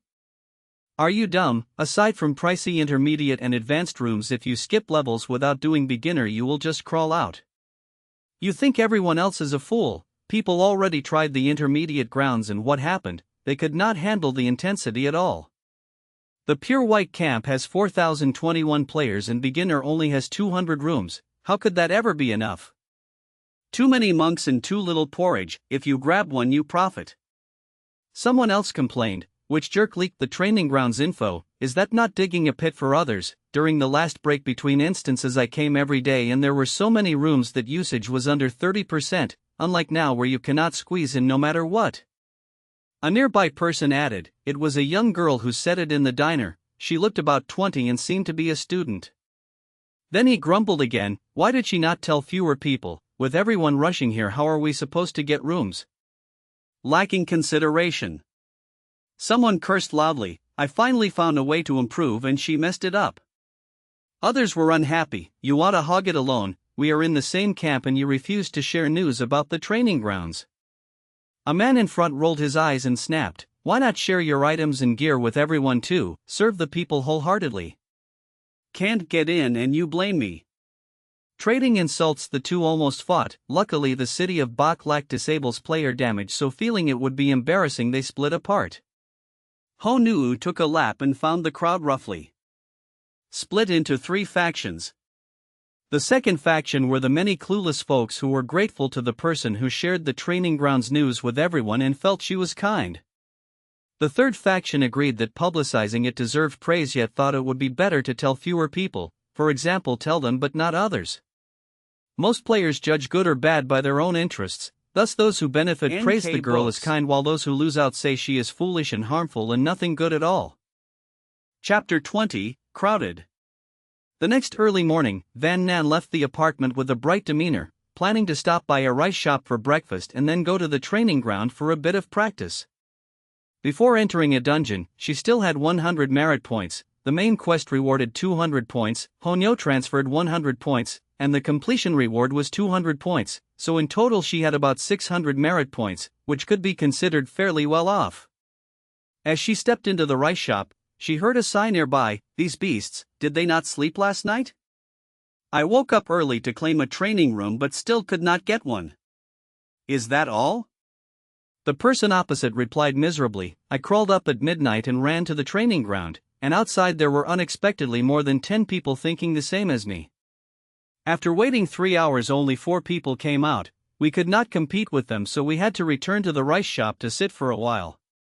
Another person complained, "I met the most stubborn group, carrying food, drinks and sleeping bags waiting outside. They look like they will not leave unless they use up all their points."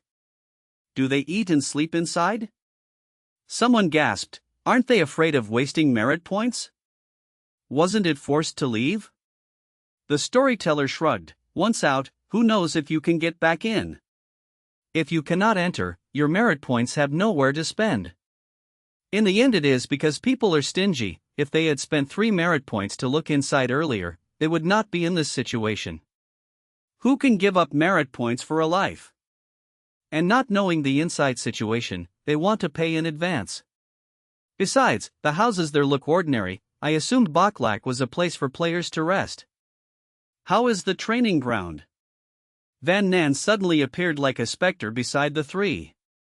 "What do you want to ask?" "We will tell you everything we know," the polite companion answered, and the other person had not even turned to look. They had no idea the asker wielded a luxurious staff that clearly meant trouble. "Anything about the training ground, tell us." Van Nan's expression was truly bad. After the novice dungeon ended, few knew about the training ground, yet in the morning everyone seemed to know the good spot. "We only heard." The companion began, "People said that yesterday a young woman told those in the rice shop that the training ground could help improve combat skills. Many did not believe it, thinking no one would benevolently reveal such a secret. But some thought being deceived once was fine, so they tried, and found the woman was telling the truth. This stirred a hornet's nest. Players who had passed 2 dungeons had acquaintances and word spread fast, and soon many knew about the training ground. Now the training ground is surrounded by crowds, and knowing it does no good." He finished and gave an embarrassed laugh. "A young woman?" Van Nan pressed, "What is her name? What does she look like?" "No name known, heard she is about 20, looks like a student." The man answered frankly. "Some whisper she may be a fool, now the training ground is packed, perhaps even she could not get in." "Is silent wealth bad? Why make noise so everyone knows?" "Some thank her, but those are the ones who managed to get inside." Van Nan sneered coldly, "Thank her? They do not even remember her name or face. Such gratitude is cheap, mere lip service." "Exactly, you are right," the strong one agreed. Having heard enough, Van Nan sat in the rice shop and slowly ate breakfast. Since she was already late, she chose to calmly think of another plan. After breakfast she went to the training ground. She had steeled herself but still could not hide a twitch of the mouth upon seeing the crowd, wanting to find and deal with the troublemaker. "I heard." Van Nan ground her teeth without turning, "Do not let me find out who it is." There had once been many empty rooms for her to choose from, but now the training ground was packed and there was no squeezing through, and she had not yet finished her primary fundamentals course in martial basics. What was she to do? To then approached and asked, "Is the team binding tome still on you?" "Yes, what do you want to do?" Van Nan replied in surprise. To then smiled courteously, "I plan to brag that I cleared 2 dungeons, then tell others that if they dare offend me I will be merciless in the dungeon. I also have an item that can forcefully team up with another player. Anyone who blocks my way will be forced into a team and used as bait for monsters." Van Nan broke out in cold sweat and reminded him, "The team binding tome is not a hack, it requires consent to form a team. It is fine, the drop rate is low and few have used it. I say it can coerce others just to frighten them. Whether it actually works is another matter. To then sounded plausible. Van Nan was not impressed and retorted, "Go on, good luck." She turned toward the intermediate training ground. To then grabbed her and complained, "What are you doing? Without the tome, how can I persuade others? I picked 3 courses and have completed 2, only one remains, martial basics. Being a mage without finishing basics is not too harmful." Van Nan said calmly, "If possible I will finish it, if not then no matter. The intermediate training ground is less crowded. I will quickly finish the intermediate curriculum to avoid fighting for spots." To then stared at her a long time and finally admitted she did not care as he hoped. He had wanted to recruit her to his side but now feared it was impossible. "Tell me, what must I do for you to lend me the tome?" He laid his cards on the table. This was a good chance for him to act, yet Van Nan thought long before setting a condition. "Just lend the name, do not actually hand over the tome, right?" she confirmed. "Yes." He nodded. After a while she agreed, "Then tell me what the special boss reward is." Hearing that, Tadant's face twisted. "Not willing to say? I will not force you." Van Nan started to walk away. "Wait." To then called her back, hesitated long then frankly said, "Like you before, 3 rewards, choose one. They are 5 free attribute points, 5 kinds of consumables, or a unique piece of equipment." "You picked the unique equipment," she guessed. "I did, but as soon as I held it I regretted not choosing 5 attribute points." He looked gloomy. "Where is the equipment? And Show me." books." Van Nan did not trust him and examined seriously when he produced a pair of rings with these properties. "True affection ring, male, he vows to share life and death with you. Vitality +10, intelligence +5. Note 2, wearing the true affection ring pair prevents wearing other jewelry. Note 3, if one wearer dies, the other immediately dies as well. Note 4, not limited by gender, anyone can wear them." Van Nan was speechless. "Do you have a lover? If so I will give you the rings, great bargain." To then said as if everything was negotiable. Van Nan immediately tossed the rings back in refusal, "Give them to me and I will beat you." In this warped game, binding lives to others permanently, she would not be crazy enough to accept. To then sighed in pity, thinking it would be hard to find a fool to wear them. Shaking his head he asked, "Now will you lend me the team tome?" "Sure." Van Nan agreed brightly. At that moment a joyful female voice sounded, "Two great players, you are here too?" Van Nan turned toward the voice and raised an eyebrow. "Honyo? What a coincidence. Are you both lamenting you could not get into the novice training ground?" Honyo chuckled. Seeing Honyo's expression, To then understood, "Do you have a method?" Honyo nodded gently. "I lingered by the training ground all day and accidentally found a way to deal with it, just follow along." To then wanted to curse, getting into the training room would indeed be great, but could Honyo have arrived a few minutes earlier? Had he known, he would not have staged the ring drama with Van Nan. Round pushpin if a problem appears pinned by a friend. Everyone NK sees it at books. once.